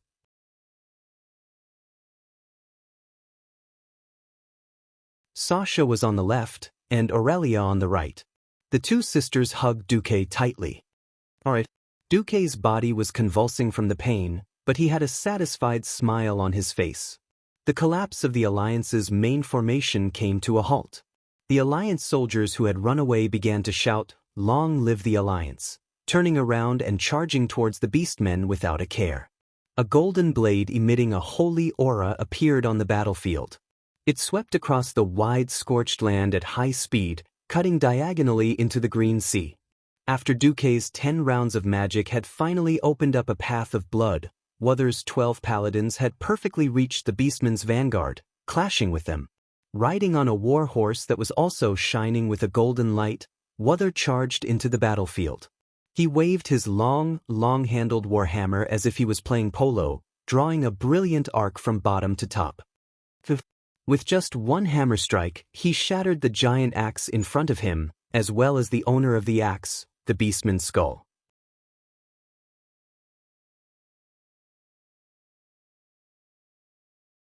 Chapter 563. Haha. Seeing that Uther had finally entered the orc formation, Duque showed a look of admiration. No, rather than admiration, it was more of a longing for a legendary hero. Duque actually felt a little apologetic, because he had stolen a lot of the limelight from Uther's 12 paladins. Of course, to a transmigrator, this kind of apology was only a small portion. The sky of the scorching canyon was always covered with thick clouds and smoke, casting a thick layer of shadow and blood on everything below. But now, the clouds gradually dispersed, and a pure light shone down. When Uther attacked the Horde army, this paladin seemed to have turned into a ball of pure holy light. It was terrifying and terrifying. Each of his attacks could at least tear an orc warrior into pieces. After all, this was done while the holy light warhorse was galloping at high speed.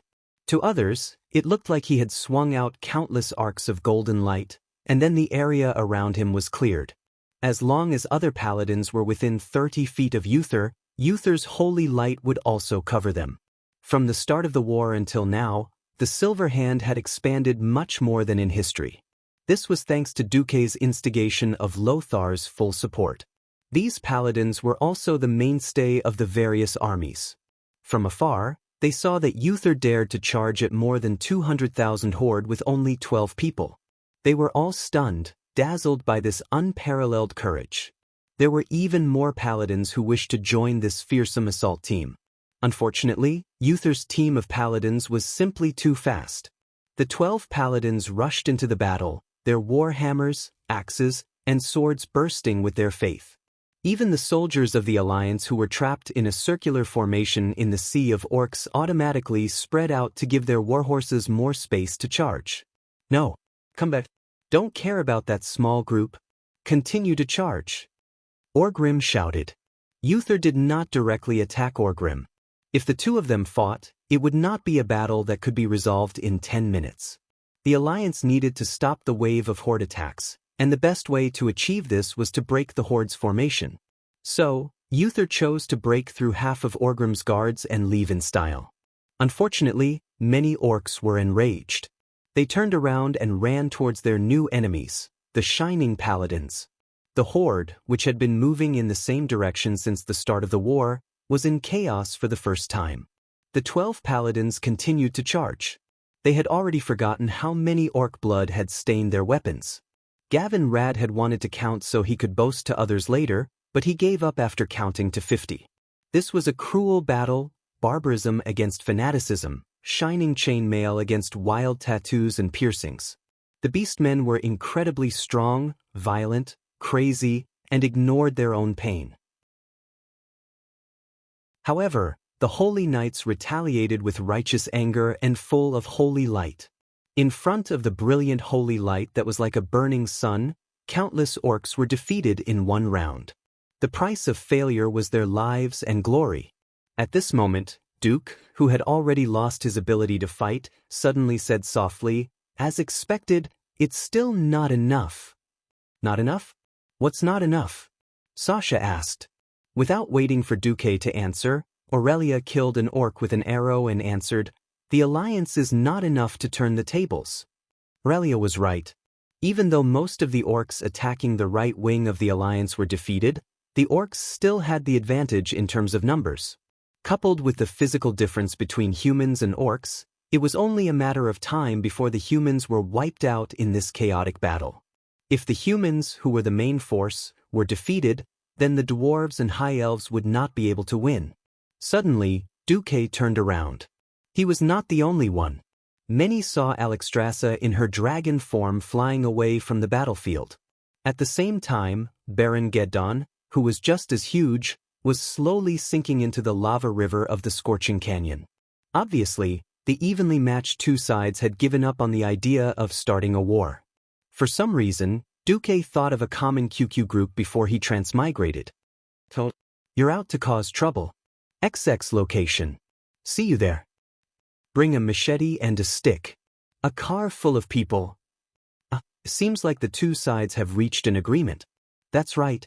It was just that funny. Hundreds of thousands of mortals were fighting to the death, while the extraordinary who had caused so much trouble for both sides was walking around like a garden, leaving a mess for the Alliance and the Horde. Alexstrasza's magic message came at this time. "Duque, I've made the fire elemental retreat. I also wanted to say, sorry for not being able to help." Even so, Duque still had to thank the Red Dragon Queen. "No, I should be the one thanking you. At least I don't have to worry about being hit by mana burn again after recovering a little. Next time, as long as it doesn't violate the iron rules of the Red Dragon Army, I'll be there at your beck and call." This was a very heavy promise for a powerful being who had transcended the mortal world. There will be a chance. The corner of Duque's mouth curled up mysteriously. Looking back at the battlefield, even though the Holy Knights were still charging forward at full speed, they were gradually being surrounded by hundreds of orcs. If this went on, perhaps the only outcome for them would be to kill one orc after another, until they themselves fell down. Far behind the 12 paladins, the armies of the Alliance and the Horde were still fighting on this scorched land. The deafening sound waves washed over the ears of every Alliance commander like a tidal wave. In the main formation, the Alliance had not completely collapsed. A red-bordered white flag with a crimson emblem on it was still struggling to hold on in the sea of green. That was the Scarlet Cross of Mograine and Abendis, the strongest army in the entire Lordaeron Kingdom.